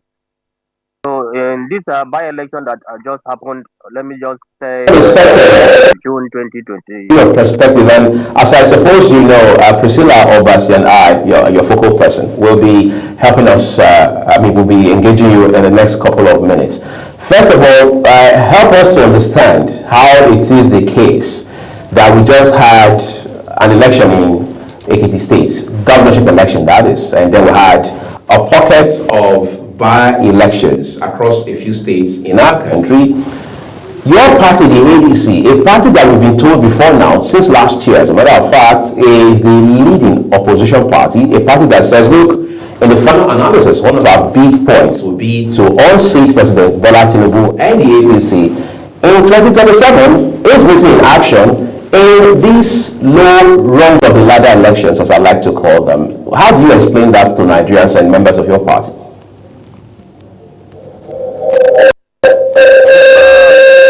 Much of what we have seen at this by-election, a lot of incredibility have shown itself. We wasn't expecting that that kind of old attitude will continue in election. We expect INEC to give up the best of their best, but it was very unfortunate.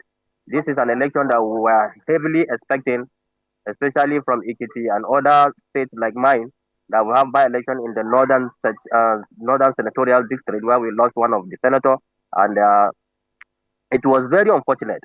Everywhere when you look at, you see what we call vote buying. People are coming during election day, and they are still campaigning. During election day, people are sharing bread. During election day, people are buying the vote of the individuals. During election day, people are giving PVC that doesn't belong to them. They are impersonating everybody around. They will bring more than 5,000 to 10,000 PVC that you are not the owner. Some people are not even have to vote in that place. When you saw all the videos that are happening and the incidents that are happening in Ekiti, you will see people, they will bring voters card that doesn't belong to you, and they will make you people to line up. They will give you 3,000, 5,000 naira and be giving you voters card to go and just cast vote. Voters card that doesn't belong to you. I don't know how the beavers even accept those kind of beavers. How does it accept the beavers that doesn't belong to the card that doesn't belong to you during that election? The election was somehow very surprising. This is an election that we have given hope that ADC will come first. But unfortunately, we saw what we saw, and it was an ISO. Well, we didn't expect that. It is never a welcome idea. Nigeria didn't expect that. So seriously, what happened in this by-election all over Nigeria, we in ADC, we are not happy with it. We are not happy, but we believe the only thing we can tell our people is to still sit up and make sure we all get our PVC, because we believe that is the only mechanism we have to fight these people out of the government. Because if you have the PVC, that is why you can brag. But now we have to make sure we undergo that process and continue agitating for this electronic presentation of results. And at the same time, we must ensure that all the PVCs are now working before we start any election. Because there's no how you come. A different person will come with a different voter's card. And the PVC, I don't know whether they use direct election or they use the PVC. Because technically they're supposed to use the PVC to authenticate a particular voter. But we saw where they are giving just PVC to anybody, any kind of person. You will go and vote with the PVC that doesn't belong to you. And at the same time, at that period, you see people giving money, 3,000, 5,000 naira to go and vote. At election day, is it a campaign period? It's a total ISO. We're not happy with what happened. Seriously, this is how we can be able to show. I want to ask you this just before Priscilla gets right on this conversation, right? If your party, the African Democratic Congress, had won in Ekiti, I mean with a big if now, in Saturday's election, would you still highlight all of these things that you have referred to as incredibility? Would those factors have mattered to you and your party? To us, we say it is the inability of INEC, because if INEC can be able to make sure they do their best, at least we will not expect that from them. Seriously, our party, we are very ready, and we have done our homework.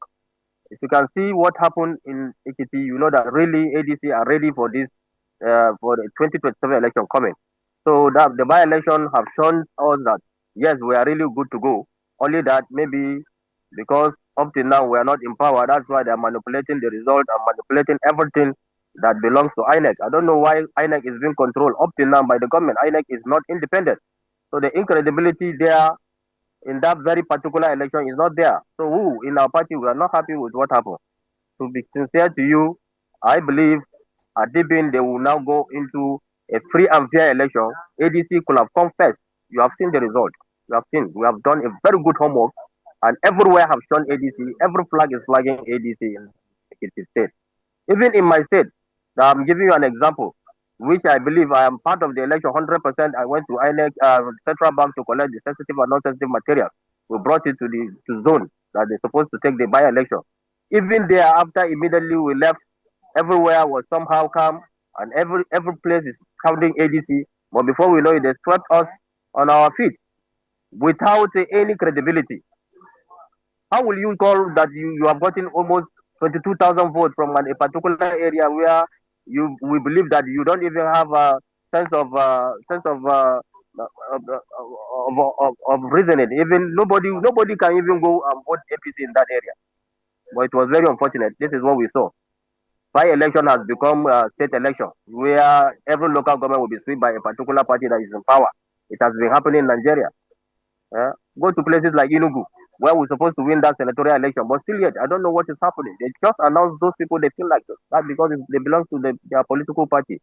Sincerely speaking, we in ADC, I think it's high time for us to really get more set again and make sure we fight this fight with our PVC by God's grace. Of election and election result when it doesn't favor them. If your party had clinched the Ekiti governorship ticket or had won the election, would we still hear you highlight these anomalies with the other parts of the country where the by-elections held, and even in the Ekiti itself? That is why earlier I told you, if they will allow the election to be free and fair, you'll be surprised. Our party will win the election. And we will not highlight any problem because we know we're going to do it well. None of us will go and be buying vote while the vote is going on. None of us will be campaigning while the vote is going on because we know the rules of elections. So in election day, you cannot come and be campaigning. In election day, you cannot come and be sharing. You'll be sharing spaghetti. You'll be sharing bread in election day. And you'll be sharing PVC that doesn't belong to the owner. I've never seen a kind of high reason of impersonation, especially in this Ekiti election. The thing touches us. We are very, very, very surprised. It's a social media world now we have. The world is a global village where from anywhere you are, videos and other pictures can come up. It can be snapped. It can be sent as a video to everybody. And everybody can watch from Facebook and other social media handles. And everybody saw this.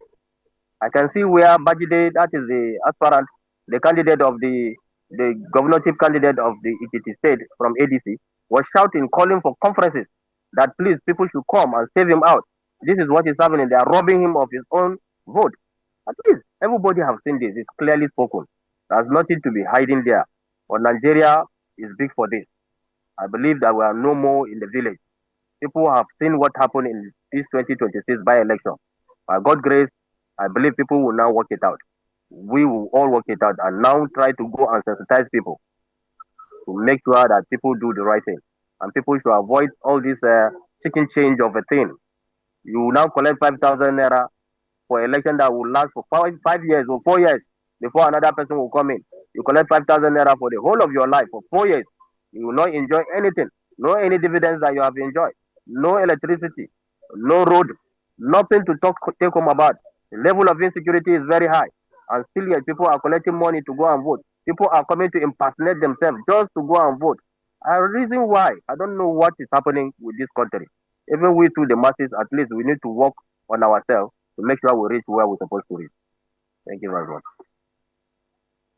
Have you assessed the voters' turnout? Do you think there was an improvement with voters' turnout? Do you see 2027 elections having as much voters turnout as expected, or as Nigerians are clamoring for better leadership? Do you think we had a good voters turnout in this election? Yeah, seriously, it wasn't like before that when they say it's by-election, you just see few numbers. Seriously, we have a better number, we have a better turnout. The only thing I believe by 2027, Nigerians will still make more than what they did in this by-election. The turnout is not bad, it's good. But it's not totally good, but we believe we're going to improve before the time. The numbers of votes that were eventually casted, do you think it tallies Has there been any returning officer from any political party or any delegates from any of these political parties that have raised concerns about the number of votes that was amounted for at the end of the elections? Does it tally? It doesn't tally, and we're still processing on that. I think by the time we finish adding up the numbers, we'll get there and we'll make sure we'll go to the appeal of it. Because when you look at even, let me give you an example that is very close.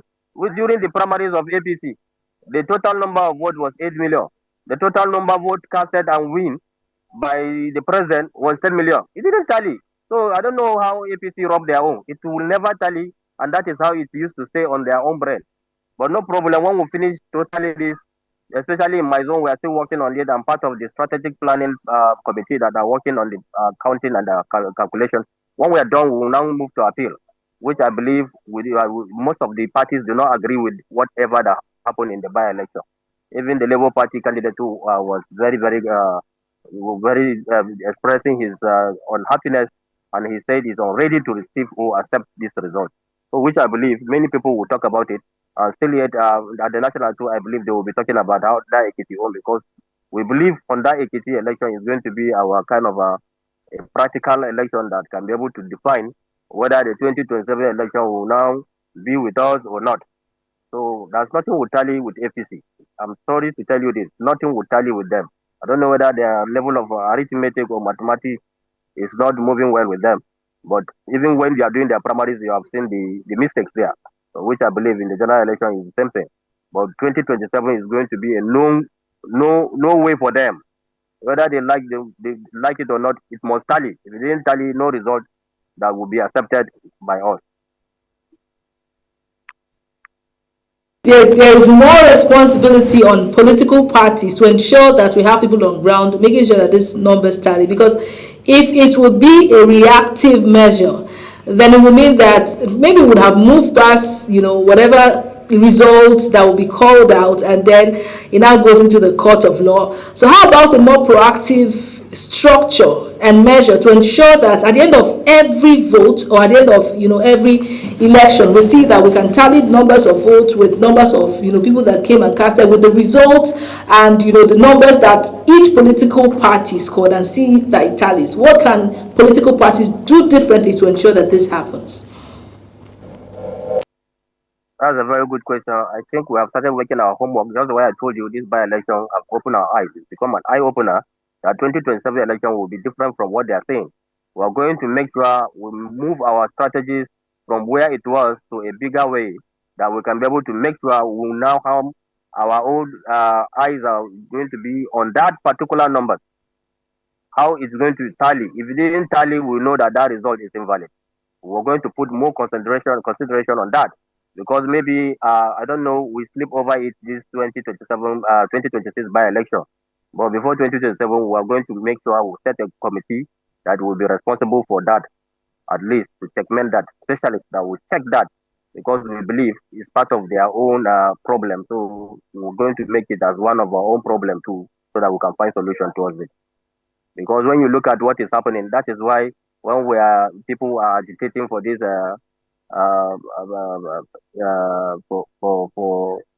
for how they can be able to follow up the result. All these things is from the result. People will just sit within the level of their beer parlor or their hotel rooms and just write whatever that comes to their head. You cannot even remember to know if the total number of voters is 10,000 in a particular ward, or in a particular unit, if the total number of votes is 500, you should be able to make sure if you are going to write 500, you cannot write 500 all. Even though you want to write, some people, I don't know how they do their own, because even the writing too, when you look at some people are not even professional, they are very unprofessional in doing the cheating. So we believe before then, more committee will be set, and we're going to sit within the level of IPAC, that is Inter-Party Advisory Council, to make sure we advise all the political parties on this, and make sure we open every political party eye, so that we can be able to have specialists that can be able to be checking those kind of total number of vote and vote cast and total number of registered voters in a particular polling unit or registration area. Now, right, the ADC Apparently, the ADC is a party on the side of the opposition that cannot be ignored, especially given at least the caliber of gentlemen in particular who are on the front lines for your party. When the likes of Peter Obi and his former Kano State counterpart Rabiu Musa Kwankwaso joined the ADC, many Nigerians said for the first time, at least the last 1 year or so, there was going to be the chance that opposition could give the ruling APC a run for its money. But as it stands today, I mean, the rest is history, as they say. Obi is no longer in your party. Kwankwaso has left the party as well. When you look at those exits, I mean, very critical factors, really, will the ANC pretend that it is not at a disadvantage right now going into 2027?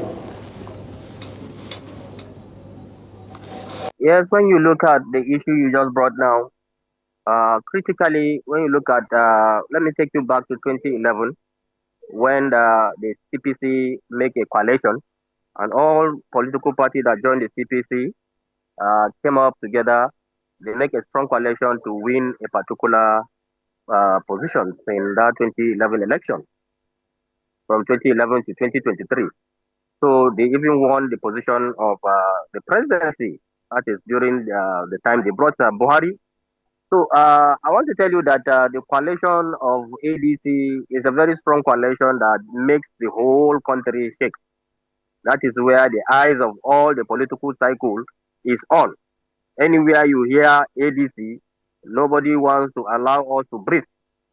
That is why when the OK, that is the Obi Kwankwaso came to the ADC, and I don't know, at the end of the day, they left to NDC.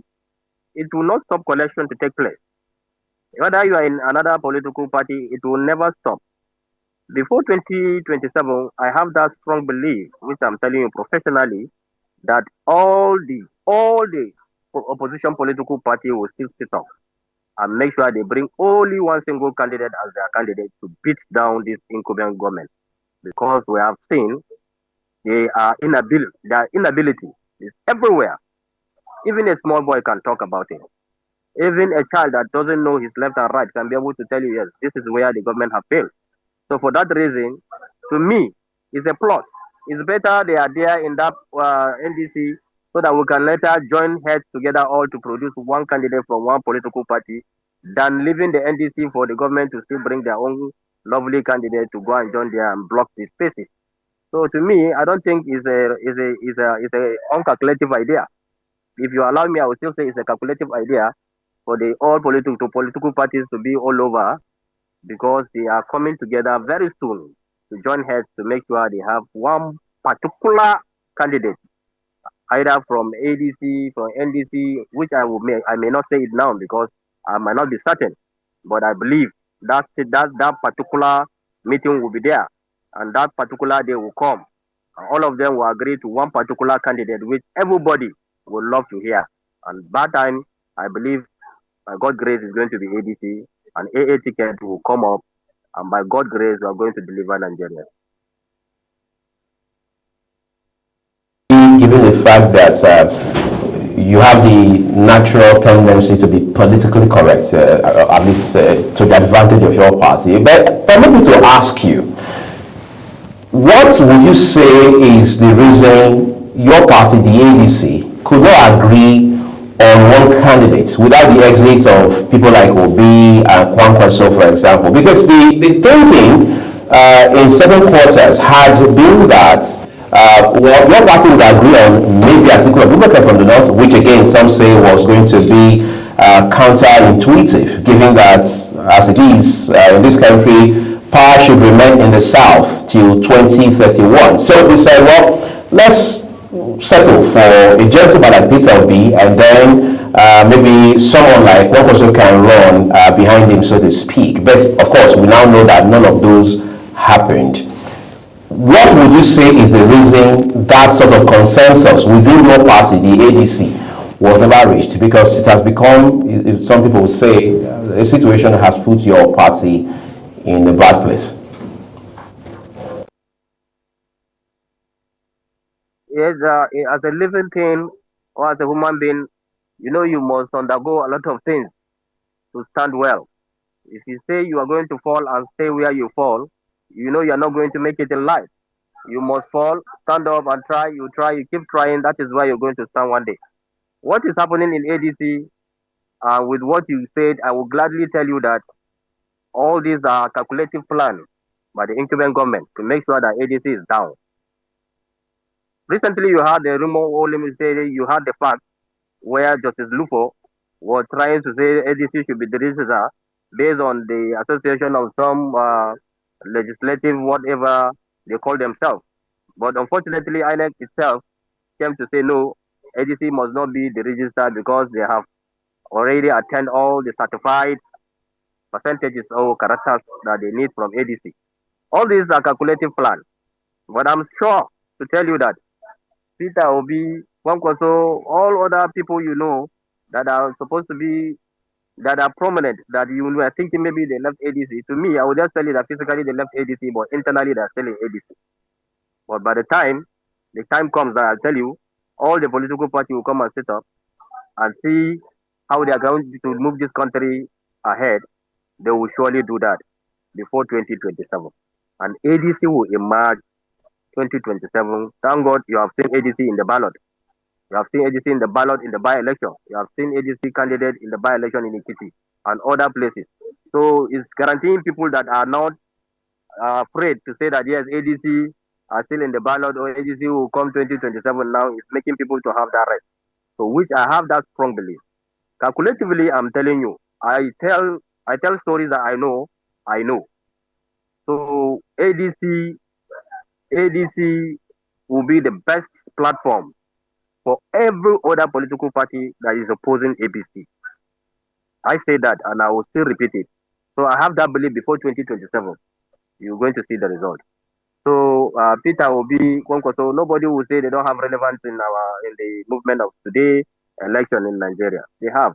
But the problem is, how can we come together? Putting heads together will now make us or give us the result. By the time we show ourselves like this, I don't know where we are going, but I believe by God's grace, before that period, we're going to come together and do the great thing. Whosoever that want to see the downfall of our political party will go nowhere too. So because we have seen it is not today. In as far as CPC rise to APC and get results, ADC rise to all other coalition and will surely get results. I am assuring you this 2027 is a different ballgame. We'll keep agitating and keep telling people, keep informing people, keep enlightening people, educating people about PVC. Because PVC is the only AK-47 or AK-49 that you have that can be able to make sure we'll take Nigeria to the greater height in 2027. That is my stand on this.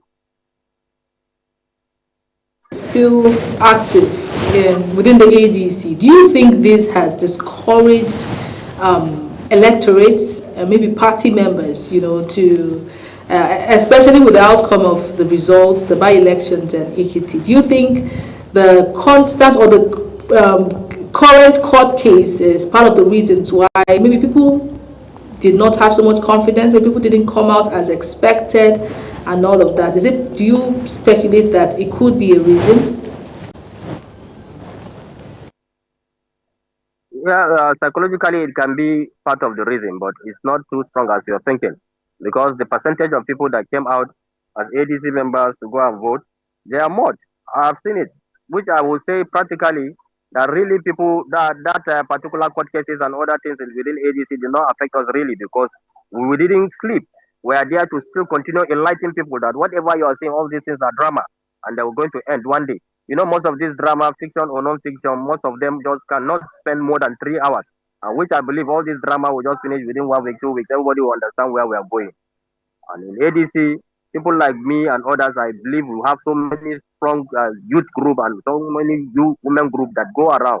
We keep enlightening people that whatever that you're seeing happening is something that can be solved. And they have been solving it. And we have been crossing the bridge. So I believe that is not really particularly the main problem that makes people not to turn out. It's not the main problem. Despite the fact that I know it's really psychologically affects some people that felt discouraged and some even left the party. But all of a sudden, some of them are still turning back. Since they have given a chances of you to come back to a political party where you feel like to come back, So people are still coming back from where they go. I witnessed many that come back through me, and I allow them in because I believe they are still very useful. So that is not the only reason why people didn't come out, but I believe that even the insecurity issue affect people. Because there are some polling units that seriously, before you can reach there to go and vote, is something else. So people cannot be able to risk their life based on that. So before 2027, we still encourage the security operators or the security officers we have around. We still encourage them on mounting more security on places of voting areas so that people can come out and exercise their franchise. Seriously, that insecurity to affect some people, especially in my area where I believe it's a very local area where people cannot just freely move from one place to another. So I will not just agree or to that is only that issue of court case or ADC internal problem that make people not to come out. No, there are other things which I believe are factors that lead to the lack of turnout of people during that by-election period.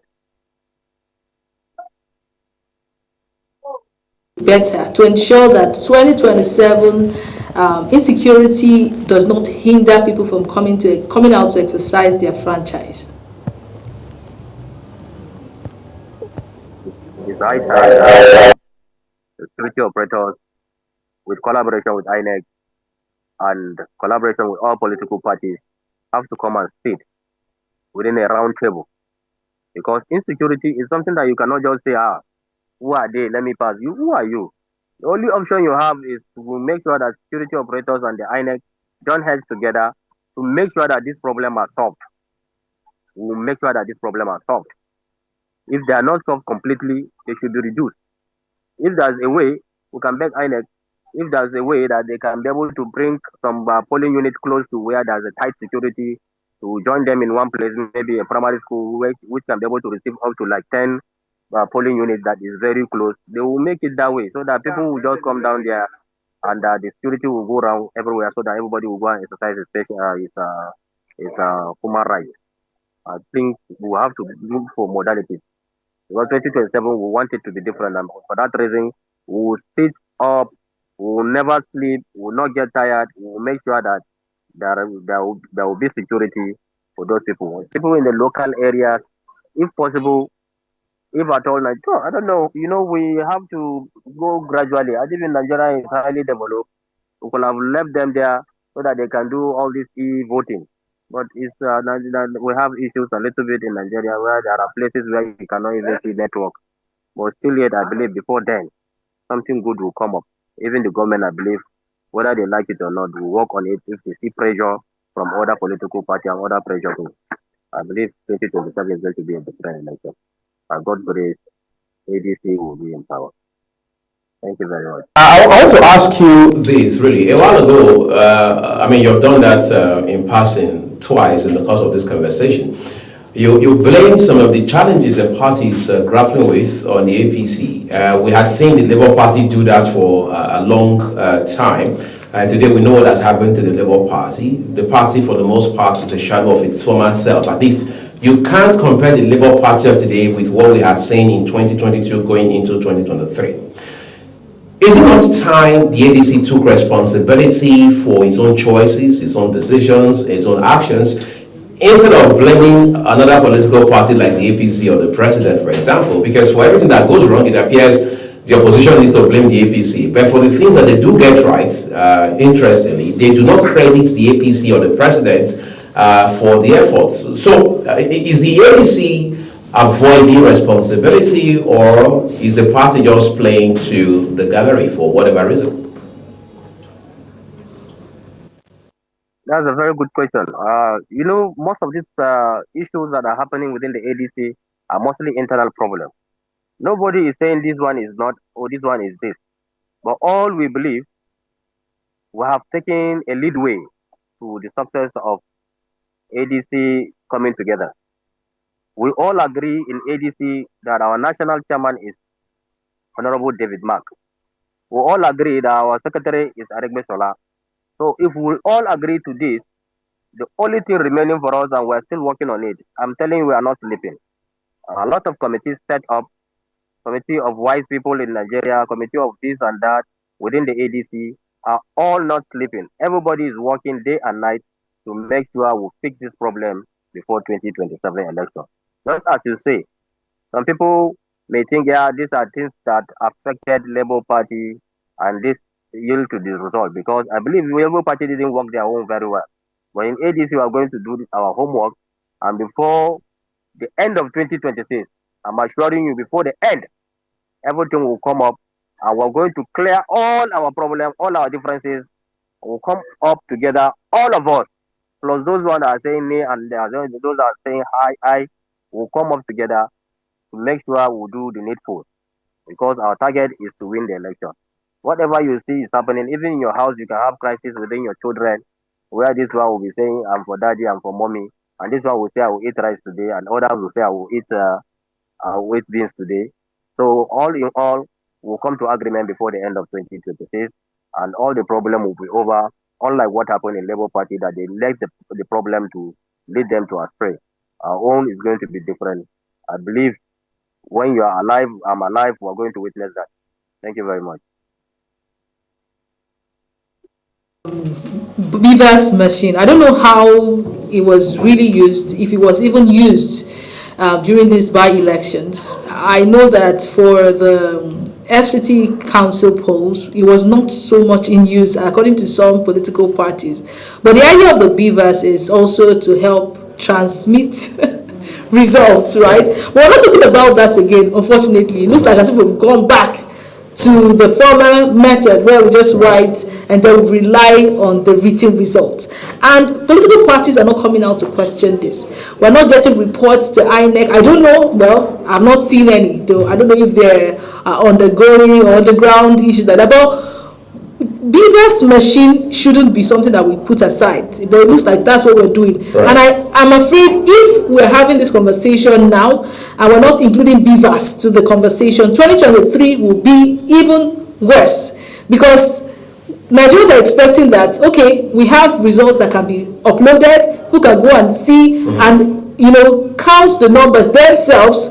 Party members can even political delegates can afterwards upload results in situations where there are not enough network or network is not good, because they say the results can still be uploaded if you take the machine somewhere else. So when you go to the collection center, at that point you're able to upload your results. People can still have the privilege of doing the mathematics themselves, and that is what the elections is about. But we're not having conversations about BVAS, and I'm confused. Have we dumped BVAS? Political parties, have they dumped BVAS? Are we going back to the old method we used? That's a very good question. This is a question to raise or concern. I think what we have there is if you people, that is the journalists, can continue working like this, just the way you people are doing here, I think all of us will reach there. Because you people too have to enlighten people. We don't want the outdated system. This is the new system. Nigeria agreed to it. We agreed to BVAS and we believe in it. But still it is failing us. Unless they bring BVAS, the BVAS will not work. And I saw one local government, I think it's in this east, around that Enugu side, that the BVAS completely refused to work.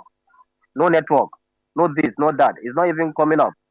I was very surprised. The BVAS are supposed to come and take to operate for an election. It's not working. So what have INEC been doing about that? Seriously, to me, I would say this is a topic that we can leave it for another day. I will go on research on it because seriously, my mind didn't cross there because I believe I saw many problems like that. But I wasn't expecting that it's going to be a question that you asked me for today. I believe we work on how we can be able to checkmate those things from INEC. We don't operate BVAS. It's INEC that have own BVAS.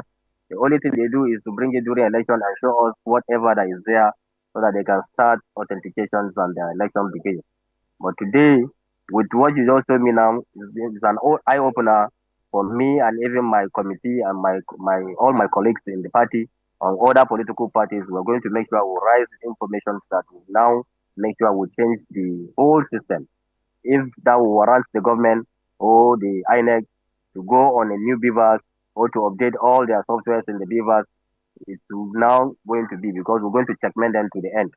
We'll make sure we call all around the countries, all around the states, all around the political parties to make sure we talk about BVAS as a topic of its own, because this is not a small topic, unless if we want to go back to the old outdated system of voting, which we pray not, since we are agitating for electoral transmission of results.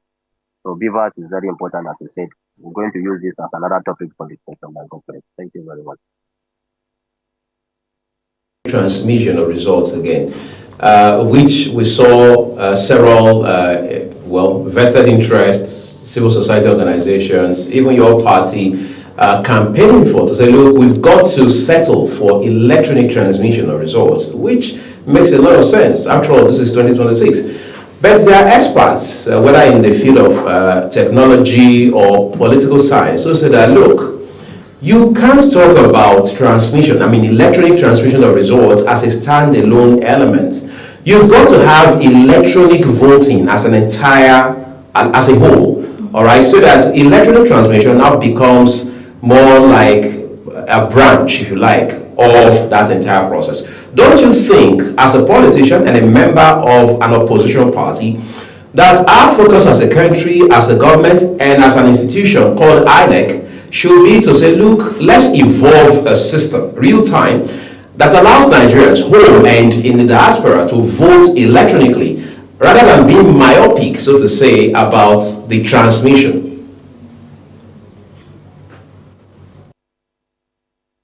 Sincerely speaking, democracy, when you look at US have all this, and you look at democracy in US is over 50 years ago. Nigeria is still coming up, we are still underdeveloped. Electoral transmission of results is going to be very important if we are going to adopt it, because that is the only way where we can get the exact vote of a particular polling unit or voting area.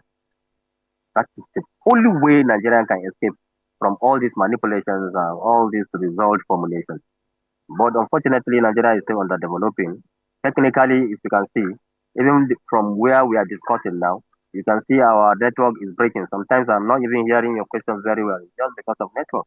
Unlike places where you're going to see networks that is very standard and everywhere has a perfect network where you can be able to talk online, you can be able to make transition. All like Nigeria, where we have all these issues of problem of power, problem of this and that, insecurity problem. The only way I can be able to believe Nigeria.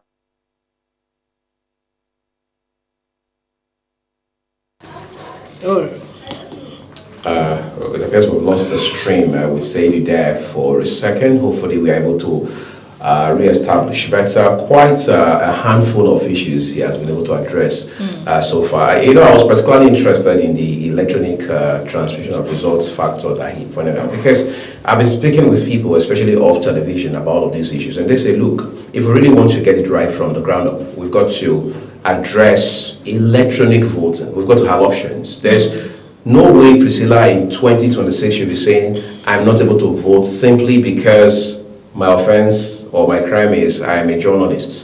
So she can vote a week to the election day proper. She can vote 2 weeks before. So she can't have the excuse of saying I was trapped in the studio or I was busy on the field as a reporter. So they say that's what we should be pursuing. That's what we should be clamoring for as a country, not this idea of let's transmit electronically. Because the argument really, and I think it's valid, you can't vote manually and you say you are insisting that we must transmit electronically. Why don't you make it a two-ended thing in such a way that you vote electronically, you transmit electronically? You see, all of these things, if you ask me, I'm not a tech guru, are possible. But the question is, how are we thinking? Because what we're seeing now is those we borrow democracy from, the US, they are on this level. And Nigeria is thinking on this level. So the issue really... That was too close. Okay, you think like it. All right. Well, Priscilla has a better perspective than I do. But quite frankly, I think this is not so much about for how long the US has experimented with democracy. They made our job easier. That's what we need to know. Because some of us tend to want to think that we must have been here for 200 and something years before we're able to get to that point. After all, the US is marking 250th this year.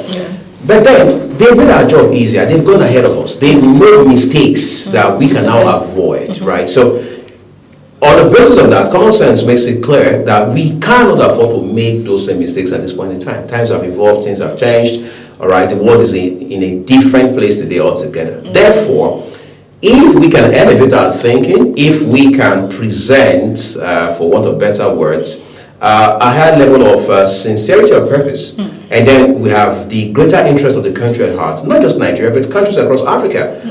We may not become America overnight, but we sure can make some leapfrog. Yeah, I think you're asking for too much, like way too much. It's just like My bad. It's just like expecting a 2-year-old to be as wise as her grandma. You think that's not possible with AI? No, it's not possible for a 2-year-old to be as wise as a grandma, especially when they don't even live in the same environment. The grandma is in the village, and the 2-year-old is in somewhere else. Exactly, doing different. You're not even looking at this grandma. You're not observing the mistakes. You've not even taken your time to study this grandma. You don't know what she had done with her life. Then, because you are from her lineage, you are her granddaughter. So you feel entitled. You feel entitled to know what she knows. It cannot work. We need to have people that are deliberate. Can we sit down and say, this is what I've learned from the US? I mean, do we have those Nigerians that would tell you categorically what the US did 5 years ago, what they even did yesterday, what they did? Okay, let's even start. At what point they discovered telecoms? At what point they were able to? How they even discovered it? Do we care? All we just know is that we are using the device. Then they crack their head, really give us. We would explore. You said we are stuck in the consumption spectrum. Exactly, that's what we are. We don't care to know how they did it. Let just be the gods. Let's be the. And then we deify them. Exactly. We just make them look like. That's where we are. So we can't come close. We cannot reason like that. That sounds like a very deadly closure. Are you saying, I mean, more like a dead end, are you saying we can't come close, or we have refused to come close and even move past them? Because realistically, we are not even interested. We just admire them. Right. And we are okay with it. As long as we can go to their country, they pay us well, they do what we just have, a better life. We're okay with having more than your neighbor. That is the typical Nigerian mentality. Let me just have enough that my neighbor knows say I get passa. I'm okay. I'm not concerned about solving any problem. Let me solve my own problems. What is it concerned with the country? That's where we are at. So we can't even be talking about electronic transmission of results or electronic voting when we have not tackled network issues. We cannot guarantee 24 hours light. What am I saying to it? I hear these guys on Band A, you hear light around the clock. Band A don't. This year that they were trying to compensate them recently after all the charges. So the band is not banded. It's not banded at all. So we like it. It sounds like a good idea, but it will take a whole lot to achieve close. We're talking about 250 years. Right. Even the first 20 years, we have spent 23 years in democracy, 27 years. 27 years democracy. When US was 27 years in democracy, how were they? I think we are just enjoying what they spent in maybe in the first year of their democracy, because the results we have now, that's what we can compare. Priscilla, you're knocking us down. That is the reality. So before we can talk about electronic voting, we must make sure that we have technologists handy, not the ones that you have to, they are everywhere. You can just look at your left and you see that I know this guy can do this, or this guy. You're not cracking your head about thinking about them. Political parties that are existing now, as simple as Beavers is, they're not able to call. They're not able to track it. They're not even able to know that there's something as Beavers. Let us go there. Because if they understand that this thing is a game of numbers, they will bring data analysts in their midst. They will bring mathematicians in their midst to help us calculate. These people can rig elections because they put numbers. They don't care if it tallies. And nobody is questioning it because nobody really cares to know that this number has to tally. In other words, we are hardly detail oriented. We don't care about the details. They can rig because we don't care about details. They formulate numbers that will, if I tell you the truth, if you check those numbers, check number of registered voters, check people that voted across different parties, tabulate everything, calculate everything together, it will never tally. But nobody will do that work. We just care about that somebody lost. No, we're not going to agree because you rig pass us. See, you saw you sharing voters card. What did you do? How did you come? You outrigged us. That's the conversation. How did you get the numbers? How did these people? You saw people sharing this. You saw people giving people card. You did not even go to see how it would read. Right. Whether they would use the beavers, and eventually they don't use beavers. You cannot call the attention of people. You're just videoing when they are distributing voters card and how they went through that process to vote. You can't capture that moment.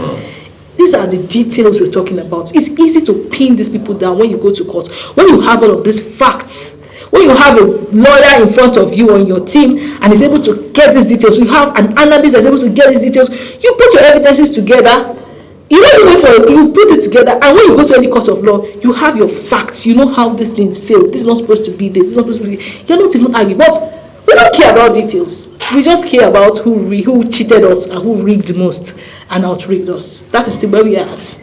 It's interesting. And the issue of data I mean, we're very low on data. We're very, very low. We may be big on a few other things. I'm not so sure, but data is a no-no at this point. I mean, if you look at the way we are disposition to data, especially as it has to do with our elections and electoral processes, you realize that we are still far, far behind, and that's quite a sad thing. Because just imagine, for example, I mean, backtrack a little to 2016. Look at what Americans, whether the media, those in academia, and even politicians themselves, their strategists, their advisors, and the rest, were doing with data. They could tell from the ground up who was going to win the election, not on the basis of how I feel, my mood, my biases, or who I support, purely on the basis of what the numbers are saying.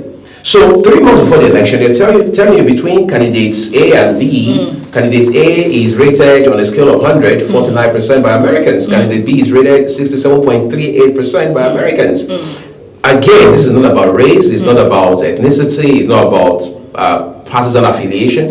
It's basically on what the streets are saying, what Americans are saying. And even if they want to rig in such a system, they rig intelligently. You can't just...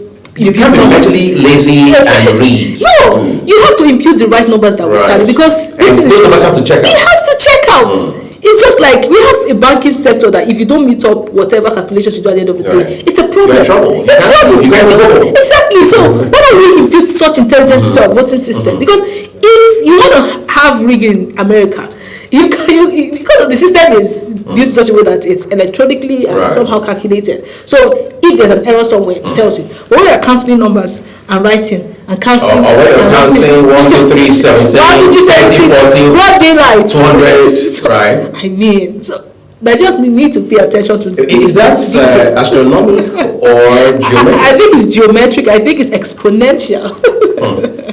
Well, Priscilla is giving us expo. Pun intended.